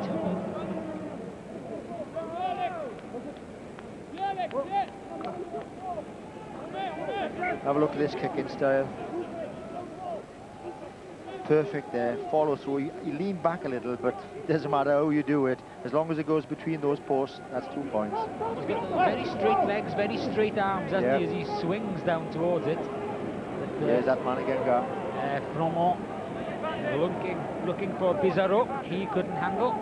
And the advantage is with Caerphilly, that they've spent the whole of the second half down in their own territory so far. The opening 10 minutes of it. They get a penalty and some little relief for the moment.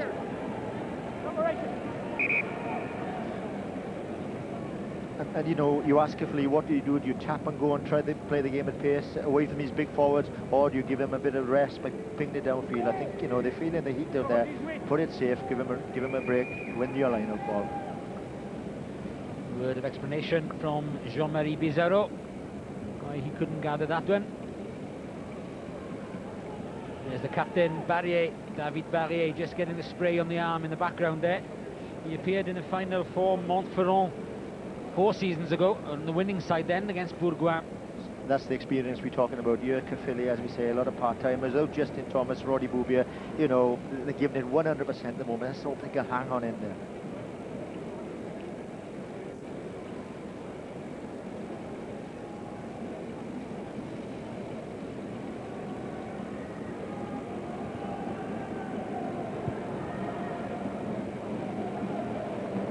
That's a lovely kick from Justin Thomas, and the crowd really trying to give voice now and really trying to lift this Caerphilly team.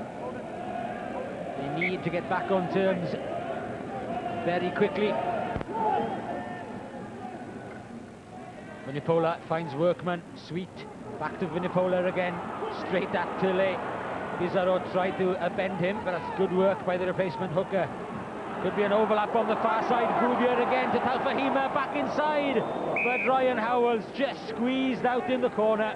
Brilliant play by Caerphilly there. It was made by the run by the hooker, the quick ball, lovely half break by Justin Thomas, and I think perhaps they should have scored there, Gar. They needed somebody just straightening it out a bit. Yeah, what Shane Williams did for Neath on Friday, just take that angle, pull the defenders in, and the ball would have done the work. But a lovely bit of play there. It was good defence by Sebastian Rock, who got across, but made that a little bit easier by the fact that Caerphilly were just drifting across field.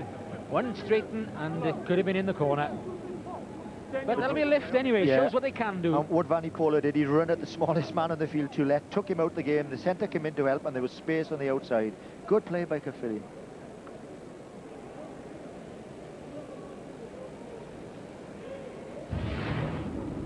And there's the hooker, look, running straight at the midfield, and what happens, Stoiker has to come in and help him. He's just caught out half a yard.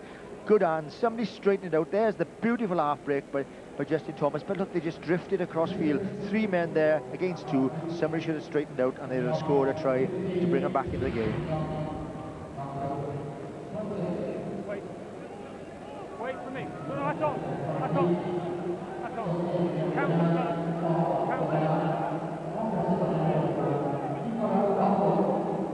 Good take by Guillaume Tossac. Back you go, fellas.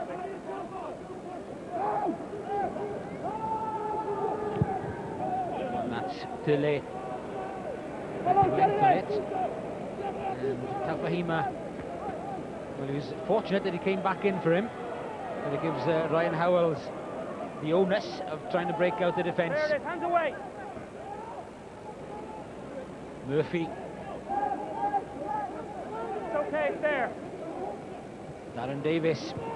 Little kick from the second row. And Vunipola was the one just running out of space on the far side. Yeah, and I think what Roddy Buber shouted out the shot, boys, we work in the narrow side, there was no space there, let's try and move it out here where there are spaces where we can maybe test the Castres defence with our skills.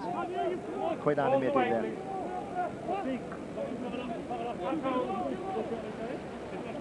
Crowd can hold, engage.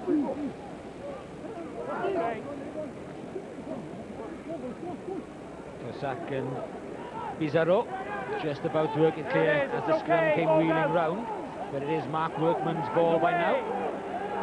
Chilton now again, there's space on that blind side, and they work Talfahima clear. Across comes Mola, across comes Vigneux to help him. In at the side here, advantage. Chilton to Justin Thomas. Bubia. Ryan Howells had to take it above his head, just stop this step a little bit. And across comes the replacement fullback, Nicolas Raffo. Jared Murphy is the first one back there. Get it infield, says Roddy Bubia. That's just what he does. Alan Chilton. Chilton straight running. And there it is, there it is. Holding it. Darren Sweet doing his best to support him. There's a lot of blue shirts there. Holding here. And as desperation came and Castres had the numbers, Caerphilly hanging on to the ball on the floor. Yeah, what was very noticeable, they worked so very hard to get down to the Castres line. Then when the kick went downfield, there wasn't many back there. Came out to Justin Thomas, didn't have a lot of support. They looked quite tired coming back there. I think Castres will go for goal here and just take the 3 points and slow things down.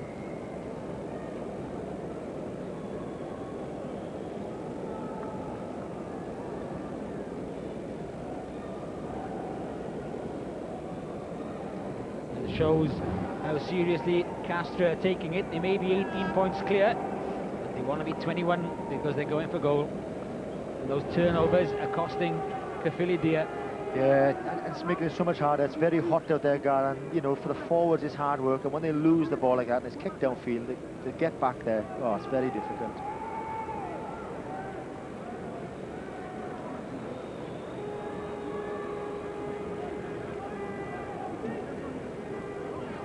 There goes the arms.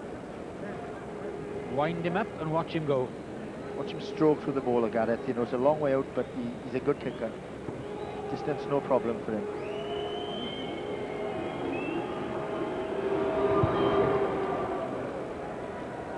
Distance, no problem. Angle, no problem. 3 more points for Romain Tele and Castres looking to nail it from here. I'm just wondering, Gareth, you know, they've got a man called Luke Richards sitting on the bench for Caerphilly. You know, he's a talented player, he's unorthodox, but he can make things happen. Justin Thomas doing nothing wrong at fly-off, and I'd keep him on, but maybe it needs something like Luke Richards to open the game up for Caerphilly. The change is being made up front, though, by Caerphilly. Neil Watkins is the one who's come on for Paul Jones. Well, if Mark Ring's dream is going to come true, at least he's got Neil Watkins on the field now for the drop goal after extra time. There's a lot of work to be done in the meantime. 3 converted tries to get back on level terms.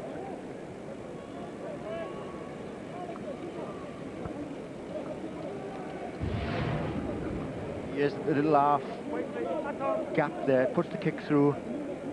No obstruction whatsoever, knocks the ball on. A mistake by the fly half, spotted a little space behind the Caerphilly defence. Well, there's the double try scorer, Romain Fromont, coming off the field. Took a bang on his knee just earlier, but he's made his presence felt in this second half. He makes way for Patrick Fouret.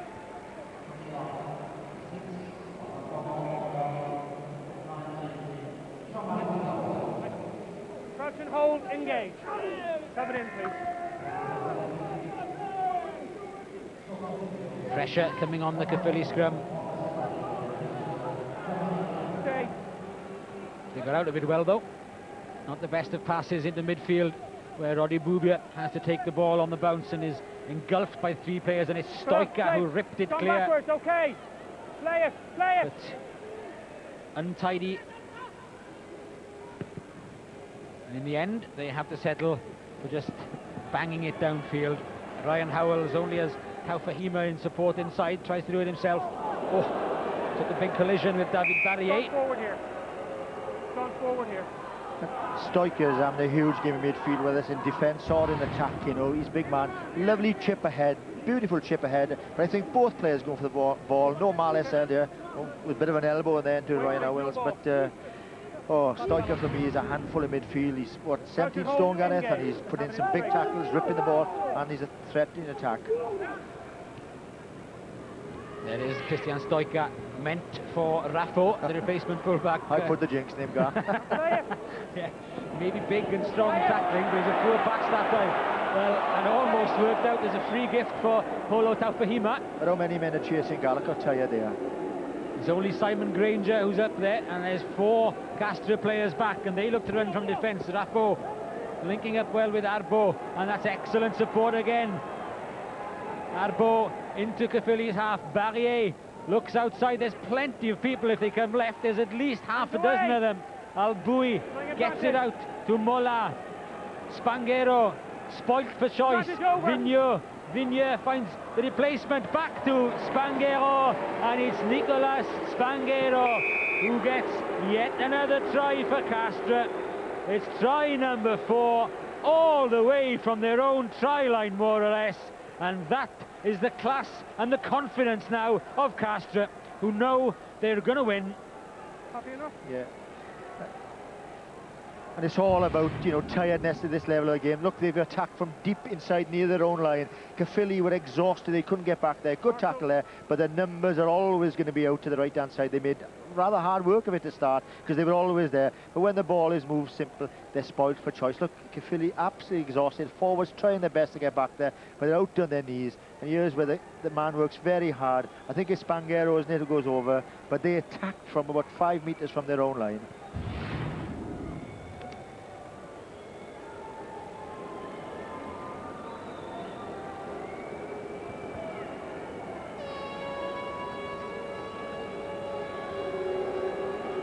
Well, Castres biding their time. They may have missed a few chances in the first half, but they haven't in the second.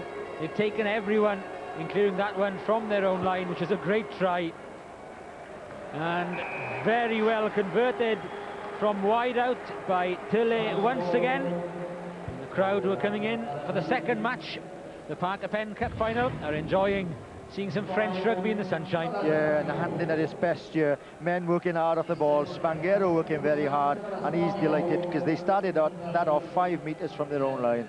And now perhaps the fitness of these full-time professionals, Caerphilly boys, giving it their best shot, being outstanding in commitment, but you could see they were tiring there. Nobody chased the kick. That's Mauricio Reggiardo, the Argentinian prop, coming off. Stephen Sparks, who was with Mark Ring up in West Hartlepool, comes on to replace him. And there is Luke Richards, as Phil Bennett suggested, coming on for the final quarter. Yeah, the problem is, Guy, he's such a great talent, but can he get the ball to use that talent?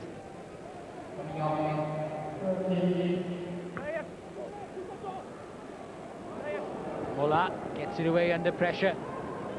Plenty of confidence now in this French team. Raffo. Ball breaks loose. And picked up again by Sebastien Roch. Plenty of Castres players. They're full of running now. They know they're home and dry. It's only a matter of by how many. Let's see if Caerphilly, though, can get some pride back. Maybe they can. Luke Richards with a dummy. Luke Richards with a step. Richards looks for support inside and finds it. And Joel Abd does restore some pride for Caerphilly. Well struck back by Caerphilly. They've stuck to their guns and they've got a second try for their efforts. Oh, fantastic effort. Well done, Caerphilly. No throwing the towel in. Joel Abd deserved that. He's worked hard all afternoon. And we'll see they capitalised on a mistake, but a little bit of magic for Luke Richards here. Through one man, lovely dummy. He's so confident, so cocky. Beats 2 or 3 men when the ball goes loose. Joel Abd, again, he good flanker, supporting. Well done, Caerphilly. Little pop-up, goes astray, but this outside half can create something out of nothing, and that's what they need now.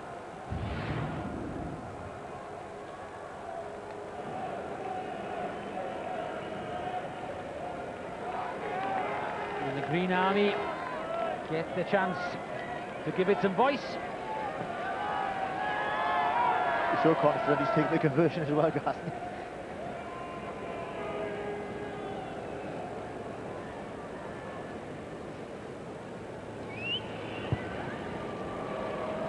Puts the conversion wide, but that score will be a little lift to hopes for the remaining quarter. Full of ability, the jinking outside half, give him space and he will tear defences down. But you're also going to pay tribute to the flanker who's worked his socks off this afternoon. He's up in support, like a good flanker is of his outside half, deserved that try. Can Caerphilly get another one and get back into the game? Look, he's full of it, he wants more.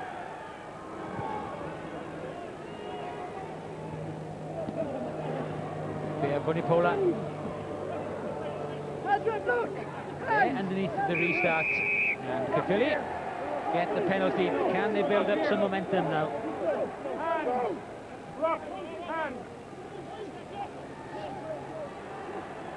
Simon Granger. And there's a new spark in their step at the moment, Caerphilly.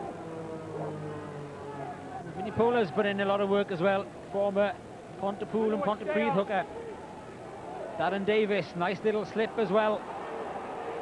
Support from Geraint Liddon. There, this is coming, let it come. Stay on. Luke Richards.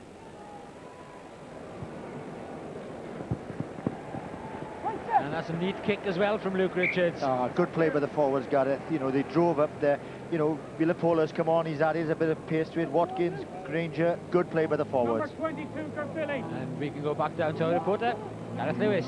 Thanks very much, Gareth. I'm in the Caerphilly dugout this time with Roddy Boubia. Roddy, that's been a tough second half so far, hasn't it? Yeah, they started off really well, and to be honest with you, I didn't have much answer to it. They scored straight away from that. They straight off the kick-off, and obviously very disappointed to give the try away so early, but we give another try away then. They've just run away with it, but fair play to the boys are hanging in there, and hopefully now we can get another score, and it'll be a bit respectable score. There's been a little spring back in the step since Joel Abt went over. Yeah, Luke's come on, he made a nice break and they scored. I think the spirit is there, and I think they just keep going out till the end. They won't give in, and hopefully it won't be a cricket score, and hopefully they can get another score really. And I think we'll be happy enough really if we can get another score before full time. Roddy, all the best. Thanks very much. Roddy Boubia replaced, and so is Rob Bilton. So yeah, 44, you put the jinx in him, guy. 25-minute blow anyway before Geraint Liddon comes on. Yeah.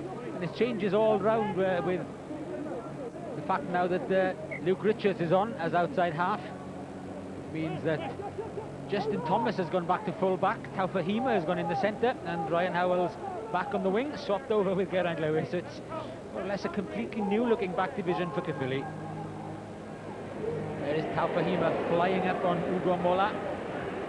Mola did well under pressure. That's Raffo the full-back to Arbo. Arbo looks dangerous. Oh, looked outside him and only found Simon Granger coming back for Caerphilly.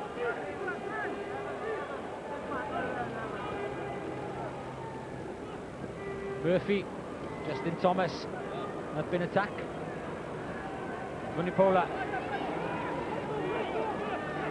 That's the Caerphilly 10-metre line they're on at the moment. Darren Davis. Caerphilly look to try and develop something on the blind side. Joel Abd, try scorer, crawls up towards halfway. Now he's back up on his feet again. There's the ball, no scrum half. Geraint Liddon does the work. Luke Richards, again to Murphy. Taufahima, big handoff from the Tongan, now in midfield. Liddon again, Luke Richards on the run around.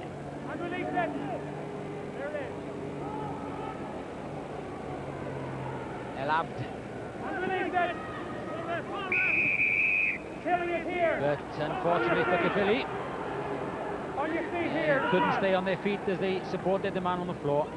Tap and go, they know they've got the pace now. Both teams looking to give it plenty of width now. The hack through came from the replacement flanker. That's Patrick Fouret. Wait, no, here we go. Here we go. And Geraint Lewis looking to take it quickly, but the referee not happy. And Gareth Lewis has got one of the men at the moment, Robert Bilton, alongside him. Thanks very much indeed, Gareth. Yeah, Robert, you've got some sort of record in European rugby, the oldest man ever to play in a final. Is that one you're happy with? Not really. I wish I was 20, but that's brilliant. It's been fantastic day. It has been brilliant, and boys have played their guts out there and can't do no better. The attitude's been fantastic second half, hasn't it? Really brilliant. All through. Since we came up here on the weekend, they've been absolutely brilliant.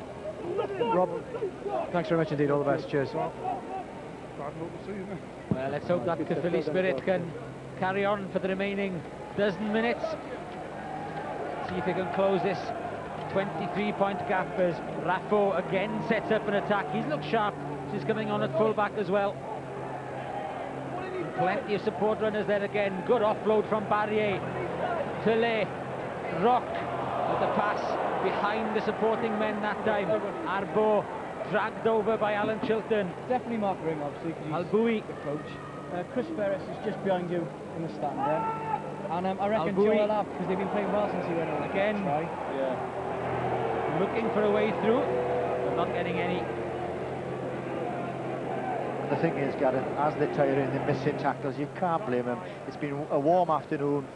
You know, Castres, all professionals, they're running and little missed tackles there, and they're getting behind that game line.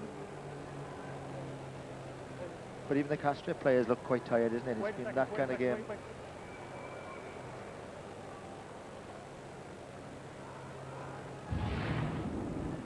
Yeah, there's what I think he says, the high tackle. He does take him high. I think Darren Sweetley did the tackle, and referee said it was dangerous. Yeah. It's Holo Taufahima, who's just getting the sponge on the face at the moment. There's one Caerphilly guy far out on the wide out there, absolutely exhausted. His shoulder's gone, but nobody's noticed him, and he's can't pick him up from here. I think it's Joel Abd. And he's had a great game, Gareth, hasn't he? He's been everywhere, outstanding. And there's the website address just disappearing off the screen. Remember, for all your thoughts as the season draws to a close and as Wales prepare to go out on the summer tour of New Zealand and Australia, it's just a matter of a World Cup to come as well. And just in case you missed it, it's www.bbc.co.uk/scrum5. And there's 10 minutes to go, and look, he's exhausted. He's run his legs off. Vital 10 minutes for Caerphilly. They played with so much pride, commitment, gut, spirit, everything. They don't want to get, you know, another 2 or 3 tries against him in the last 10 minutes. Well, this Castres team know what it is to score points. They beat Dinamo Bucharest in the quarter-final 88-0 and 123-0. So they know to nail the coffin down. And they scored 50 points against Po in one of the legs of the semi-final as well. So they're not averse to scoring points, but Caerphilly certainly not capitulating like that at the moment. Change at outside half as well. Mathieu Sons comes on.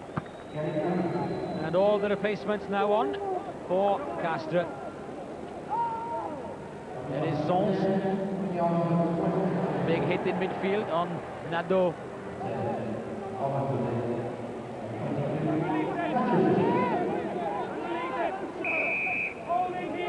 That's That time though, it's Castres who hang on to it, and that's good defence from Caerphilly. And they want to get away and running. Geraint Lewis looks to keep it alive back inside, just picked off goal by Stephen Sparks, the prop. Spanghero as scrum half. Fouré with a dangerous pass in midfield. The Barrier. Out there is the hooker. Sisi, the Moroccan. The cross kick is rather speculative because there's plenty of Caerphilly defenders there, including Joe El Abd, who took it.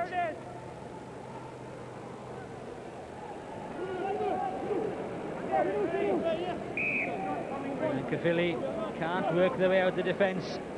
They're going to have to go the long way down because they have spent most of this second half either in their own 22 or certainly in their own half.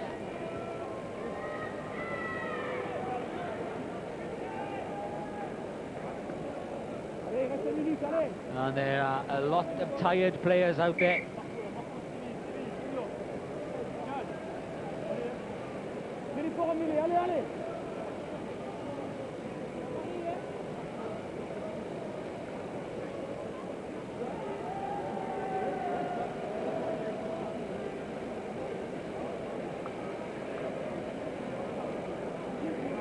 They're digging deep, they're trying to get together, and they're going to give it 110% right until the end.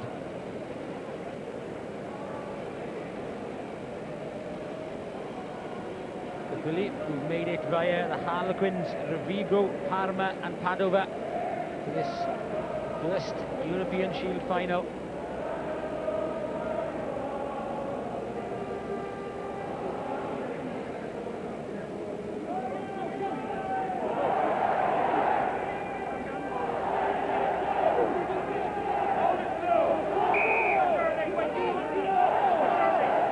Early with a drive that time from the Castres pack. And Chilton in the tap and go. Luke Richards to Mark Workman. Vunipola. Ranger trying to clear men out the way and doing so, allowing the ball to be released as far as Taufahima in midfield. There it is. It's okay, ball's out. But they've lost it again, and it's Tosak. And there was support there, both Sons and Arbo. Quickly taken throw by Caerphilly. There it is. And away blue, hands away blue. Chilton, as the game still continues at 100 miles an hour. It has to, as far as Caerphilly are concerned, because they've only got 5 minutes to try and close that gap. Once again, Sparks. Arbo. Nice little flick from Alboui, but the wingers lost it this time. And as the game still continues to flow and people look for gaps, the mistakes keep on coming.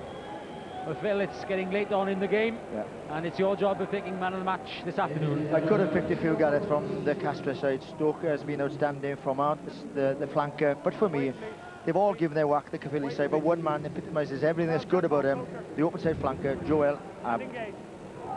There is Joel Abd, try scorer for Caerphilly in the second half, and his all-round effort gets him Parker Pen Shield Man of the Match award. Good half break by Alan Chilton, but couldn't release Ryan Howells outside him. There it is, hands away, Devon. Offside 18, playing advantage.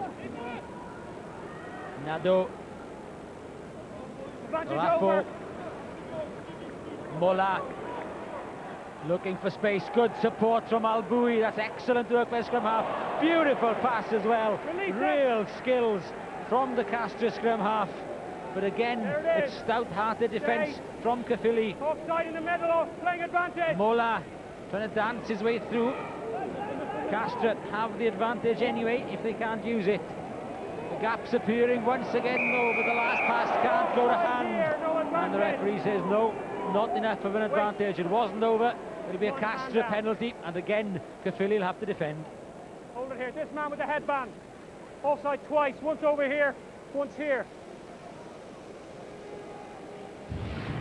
Yeah, keeping the ball alive. The scrum half has come into the game more and more into the second half. Alboui, lovely flick pass there, and he's had a very, very good second half. Good sidestep by the replacement fly half, but also fantastic defence by Caerphilly. Kick for the corner means a line out just 5 metres from the Caerphilly try line, and that's right in front of the Caerphilly supporters again. They try and raise their voice so that the defending team will pick up the effort for the remaining 3 minutes. Straight over the top from Vinicola, but an unforced error from Mark Workman, and the pressure still on Caerphilly. And that's what tiredness does for you. He's absolutely exhausted. Another one who's given 100% this afternoon, but he's absolutely on his knees. Wait, please. Wait. No, balls away. Wait. Well, they won't be celebrating a win, but the team has done them proud. Very difficult to defend here. Wide expanse out there. They're very, very tired. Somebody come on an angled run here. It's so difficult to stop. First of all, perhaps number 8 going. Here he goes. Tosak with a pickup, drives for the try line himself. Can't get there, but Alboui gets it away to Sons. The missed pass in midfield. And it's Arbo who's come off the far wing. And it's Laurent Arbo who crosses to take Castres up to 40 points. And it is an emphatic victory for the French team.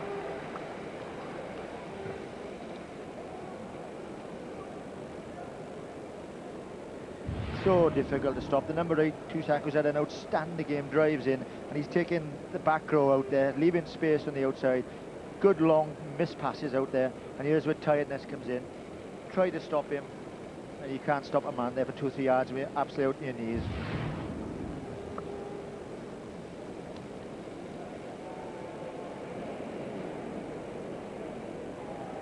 Romain Tillet has departed the field with 15 points to his name.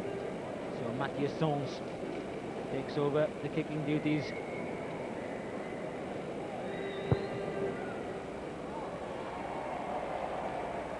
No, across the face, not that they need it anyway. The game is safe in the bank for Castres.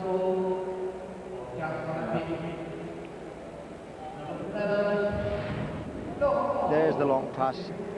Cuts back inside. The Caerphilly defender tries his very best, but you know, a yard from the line, when you've given your all for what, 79 minutes, you're not going to stop a strong man like that.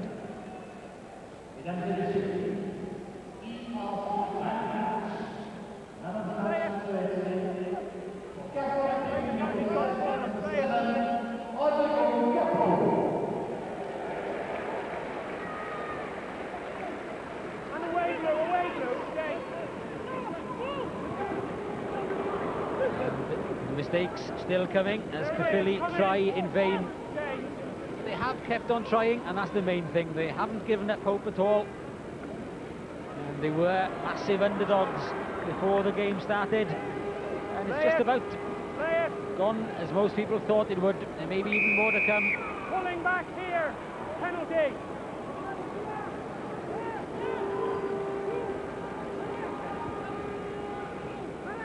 Still not over yet, even though we're in injury time. Yeah, and for me, I'd love to see the referee blow here now, not to see, you know, Castres have another try and rub salt into the wounds.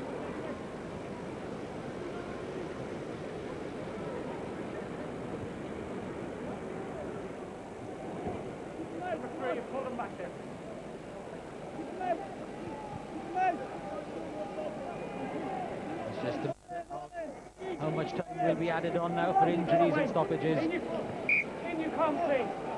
Don't throw it to the wrist. In you come. It's Jalil Narjisi, Moroccan hooker. You can't peel before the ball's thrown. So Moroccans, Frenchmen, Argentinians, and the Uruguayan and an Englishman make up the mix for Castres, who will be the Parker Pen Shield winners of 2003.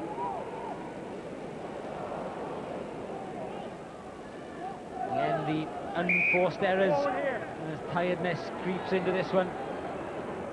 I tell you what, Caerphilly have made more mistakes in this match, Gareth, because they've been under so much pressure. You know, Geraint Lewis, who would never drop a ball like that, but under pressure, people putting, you know, closing the space down, another knock on, and this could be another try from Castres, which will be sad for Caerphilly. Last seconds of the game.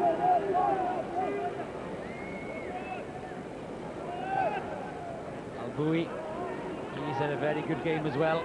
Scrum half for Castres.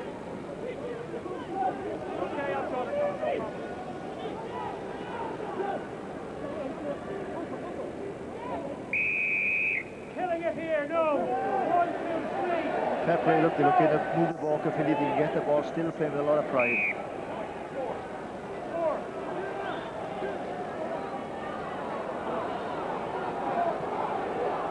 The word for David Barrier was an illegal barrier at that stage. Geraint Linden, decent pass out to Caerphilly. Geraint Lewis has called for the cross kick on the far side. Caerphilly took it straight down the middle. Chilton looks one way, then the other. Alan Davis can still pick those legs up. Yeah, had a good game in the second row. Here we go here offside. I'd stick this into the corner, go and go for one last line out and drive over because they look too tired to outflank him from this distance. Well, it's a tap and go from Luke Richards, but it's asking a lot to go from almost halfway. And that's the slip again. See, that's got it. Absolutely exhausting. And that's it. The referee says that enough is enough. And at the third attempt, Castres have won the Parker Pen Shield. Caerphilly gave it their best shot, and the fans who have travelled up from South Wales show their appreciation. But too many mistakes, and a side that was too strong for them on the day.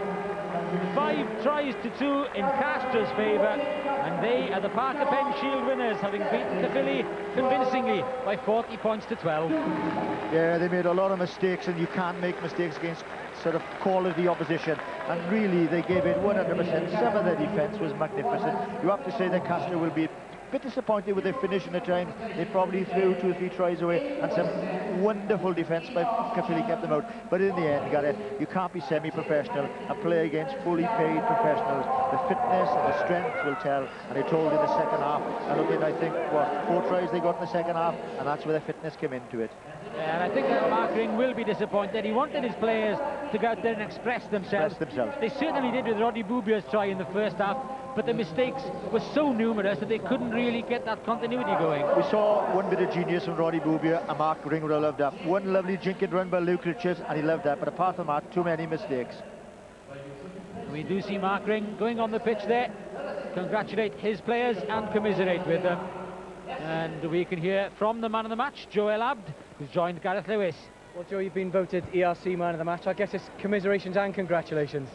Yeah, it's obviously very disappointed. End of the season, it's a great game for us to finish off, but we're a bit disappointed with that second half performance. I thought in the first half we competed well, and thought we were a bit unlucky to go in the break, lose down. Yeah, Castres really came out with the blocks, didn't they, second half? I thought we gave them the ball a bit too much, kicked a bit too much ball away, and you know what the French can do when they've got breakaway attacks, and they definitely proved today that the French player's still alive. Caerphilly certainly perked up a bit though after your try. Just take us through that. Yeah, it was a bit lucky really. Luke did a bit of a dummy and then just spilled out, and luckily it bounced to me, and that's not going to stop me from 5 yards out with no one there. So luckily it's great. It's a great way to end the season on a great game. But obviously a bit disappointed we lost. But Castres are a great side, so you know. Certainly a great way as well for Caerphilly to end their status at this level of Welsh rugby, isn't it? It's the last time the club's played in the Premiership. And it's a great way to finish it off. I know all the committee and the coaches and the fans are having a great day, as you can hear them now. So it's a great way to finish it off. Obviously we're disappointed, but again, I don't think it's too bad losing to a great Castres side. Joe, well done. I'm going to hand you over to Fabrizio Gardaniello of ERC to make the presentation. Well done.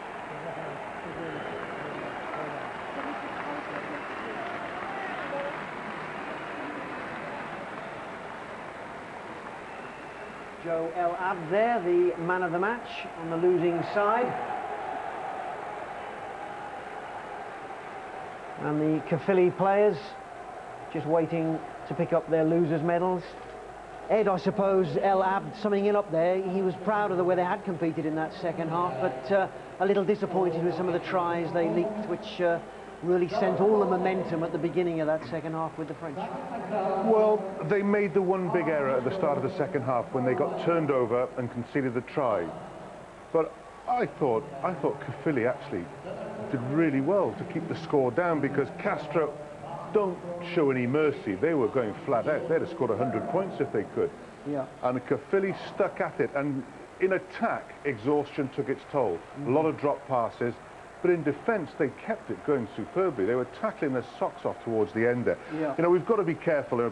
Steve Hansen, the Welsh coach, and Scott Johnson, the Welsh camp, they'll say, you know, don't praise too many sides that lose. but I just think on this one occasion we can do it. You know, they're willing to praise Wales when they lose. No, Caerphilly as semi-pros came here and they're playing against a flat-out professional, well-funded, big rugby region representing club, and they've lost by, you know, by just 20-odd points. Yeah, that's an achievement for Caerphilly. 40 points to 12. Castres are about to go and get their cup. Let's go back to Gareth.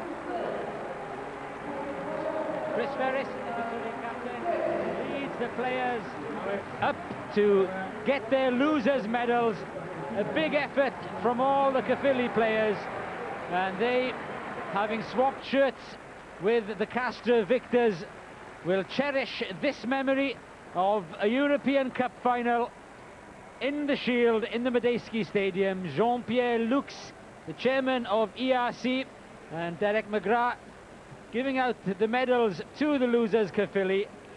They promised in the first half, but found the task that little bit too great for them in the second, and yielded 4 second-half tries. Robert Bilton, 44 years of age, and a great afternoon for him just to be part of it. And Roddy Boubier, the try scorer, who gave Caerphilly that ray of hope in that first half.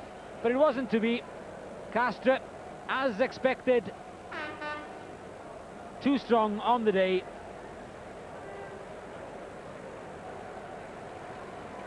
It's been a great experience though for Caerphilly.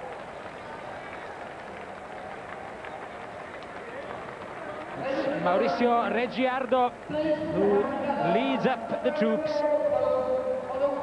There may be Caerphilly shirts going up to get that shield, but they're not Caerphilly players.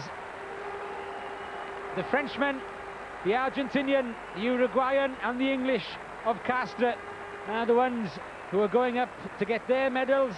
There is the Argentinian Rodrigo Capo wearing 7. The rest of them having swapped their shirts with their Caerphilly counterparts.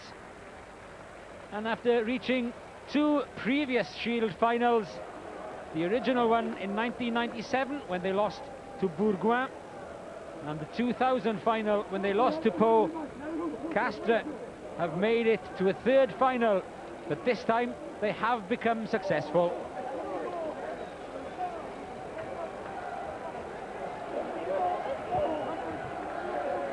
An all-French European final in Dublin, with Toulouse being winners for a 2nd time, followed by French winners of the Parker Pen Shield. David Barrier, the Castres captain, the last man up the stairs. Bides his time because it is a crowded podium up there, but he won't mind. He'll milk the applause and enjoy the moment.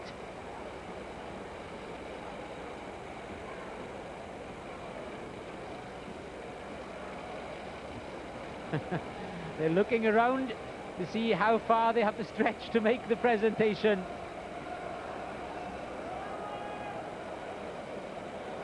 Jean-Pierre Lux is somewhere there in the background, believe me, the chairman of ERC. He hands over the Parker Pen Shield to David Barrier, and he lifts it high as Castres are the Parker Pen European Shield winners of 2003.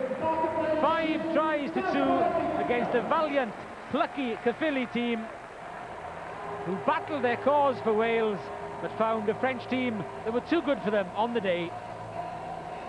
Castres are the Shield champions of 2003.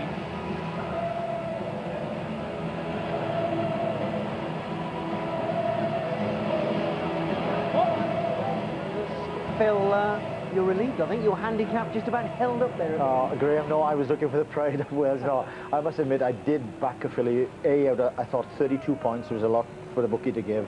To be honest, if Castres had finished with the clinical precision that some French sides do, it could have been way over that. But take nothing away, Caerphilly defended magnificently and kept it up right until the very end. And, you know, they gave it their best. That's all you can ask for, Graham.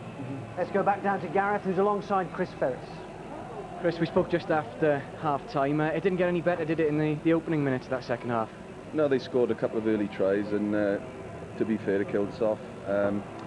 But the boys stuck at it and come back with a try late on, and you know, I'm just really proud of the boys, and the support was fantastic. So you know, all in all, it's a pretty successful day for the club, and one that we'll all remember for a long time. And I guess you'll take an excellent first half and a good final 20 minutes or so from it as well. That's right. You know, the first half we lost the ball in contact a few times, and you know, they turned us over, and you know, they punished us for it. But you know, the first half and you know, parts of the second half, you know, we performed well, and we can take a lot of pride from that performance. Were they as tough as you expected? Up front, you know, I wouldn't say they were, to be honest. We done well in the set piece, but behind, you know, they had that edge, and you know, some of the rugby they played was fantastic at times.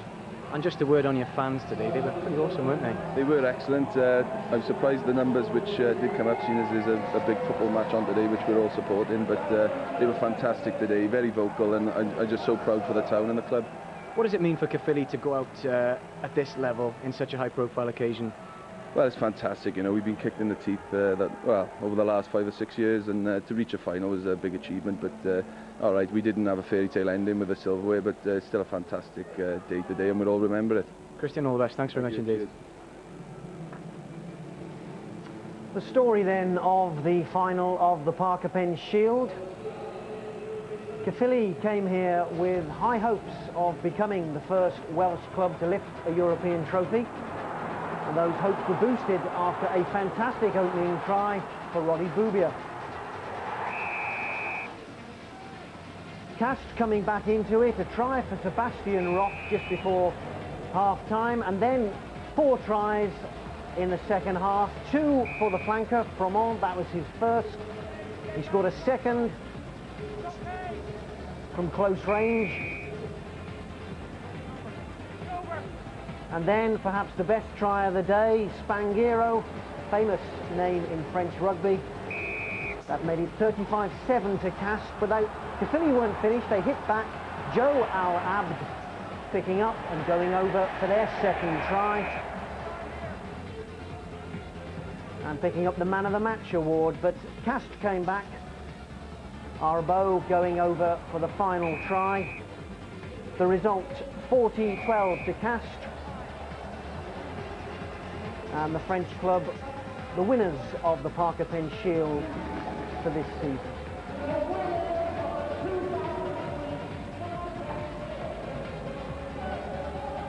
Let's go back downstairs and Gareth. Thanks very much, Graham. I'm with Stephen Sparks, the Castres prop. Before we look at the game, Stephen, you're a Geordie. How have you ended up playing for Castres? Correct. I was playing for West Hartlepool a few years ago with Mark Ring, amongst others, and as you know, with professional rugby, it went wrong. We lost a lot of money. They had to sell the ground. I fancied a change of life, and I headed for France, basically. That was about 3 years ago. I went to La Rochelle, spent a couple of seasons there, then moved on to Castres last season. Did Caerphilly give you all you'd expect from a team coached by Mark Ring? Yes, and a bit more, very, very strong up front, very, lots of aggression, and a bit of artistry behind, maybe. That second half started fantastically for Castres, but aside from that 20 minutes or so, Caerphilly did give a tough test, didn't they? Yeah, they certainly did. Maybe it was just the professionalism at the end, a bit of the fitness, you know, that was...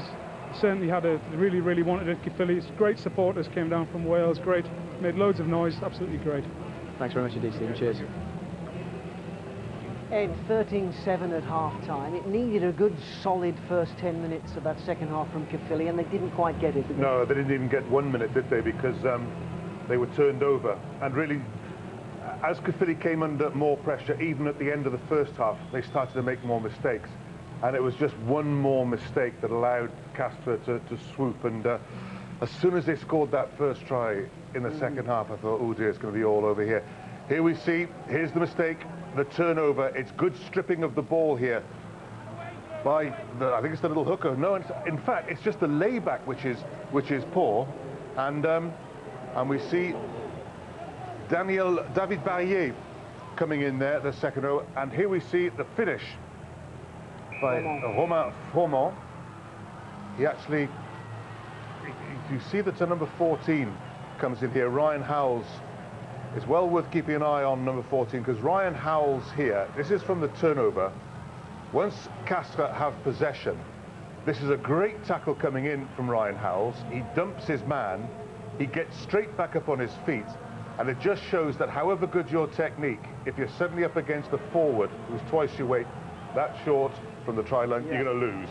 This is the Spanghero try, which started very deep, didn't it? Yeah, it did. Involvement by the 2 second rows. I didn't think as a collective force the Castres pack was that good. I mean, I think it's one of the reasons they've been struggling in the French Championship is because they've been eaten up front. But this is where they are good, in open play, and great name in French rugby, the Spanghero dynasty for sort of French quinelles.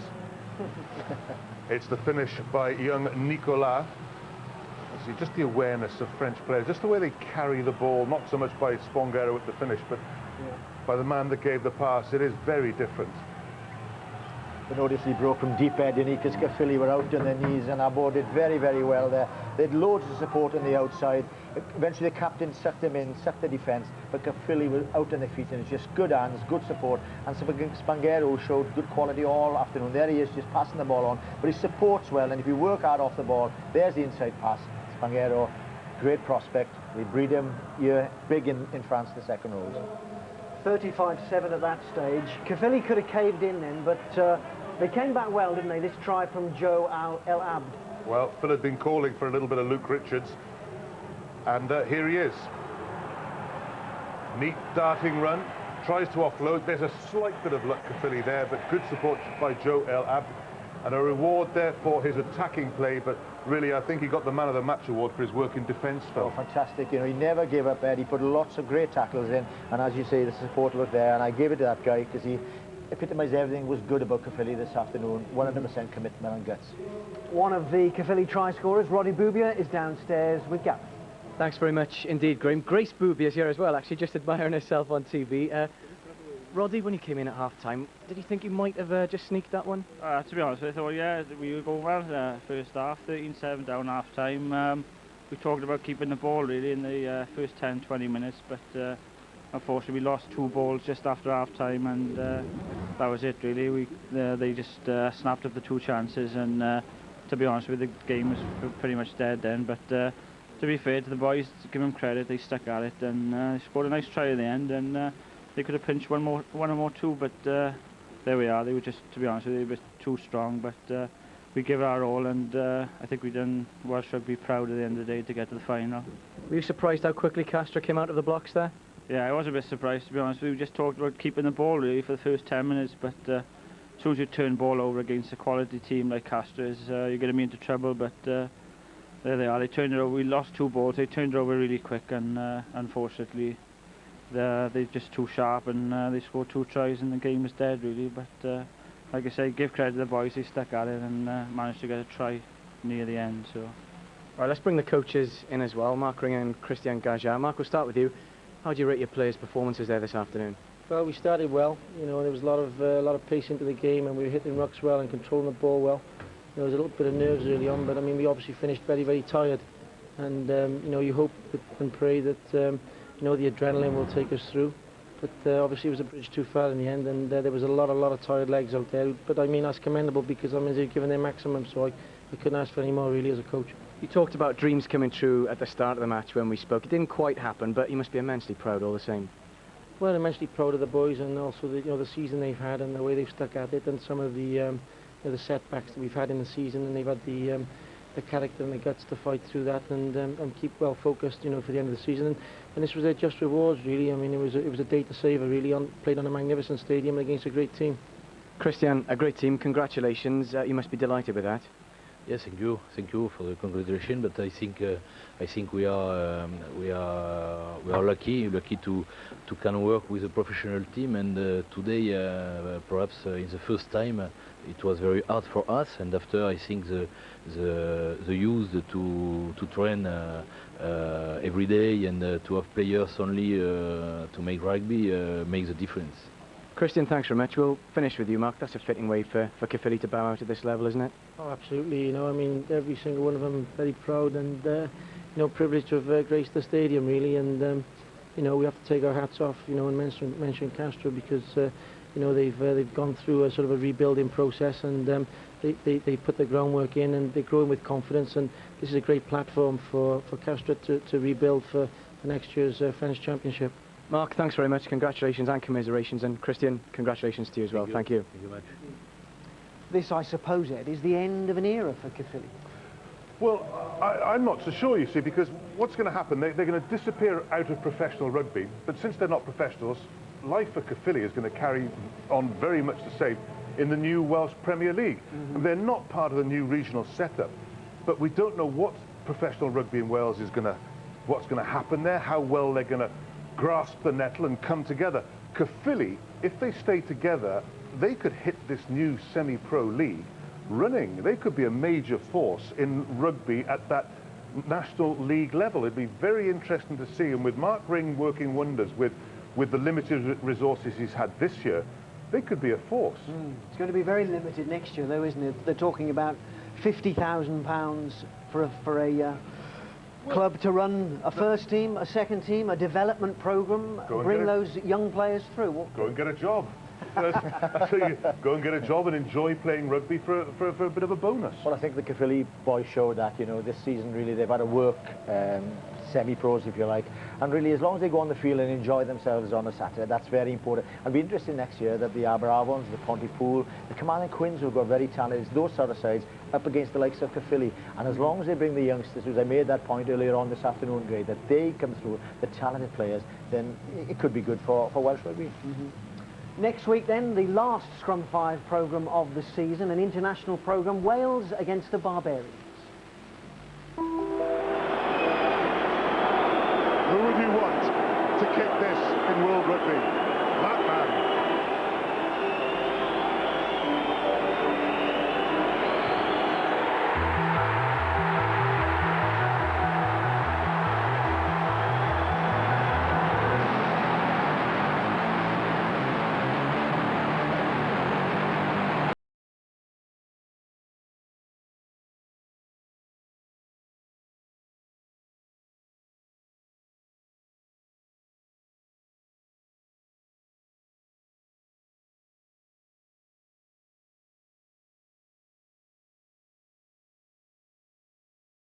Forward to it, you know, I think it's good for myself. I've had a couple of good times with the Barbarians as well, so it's nice to play against them, obviously representing Wales, to finish on a high, hopefully.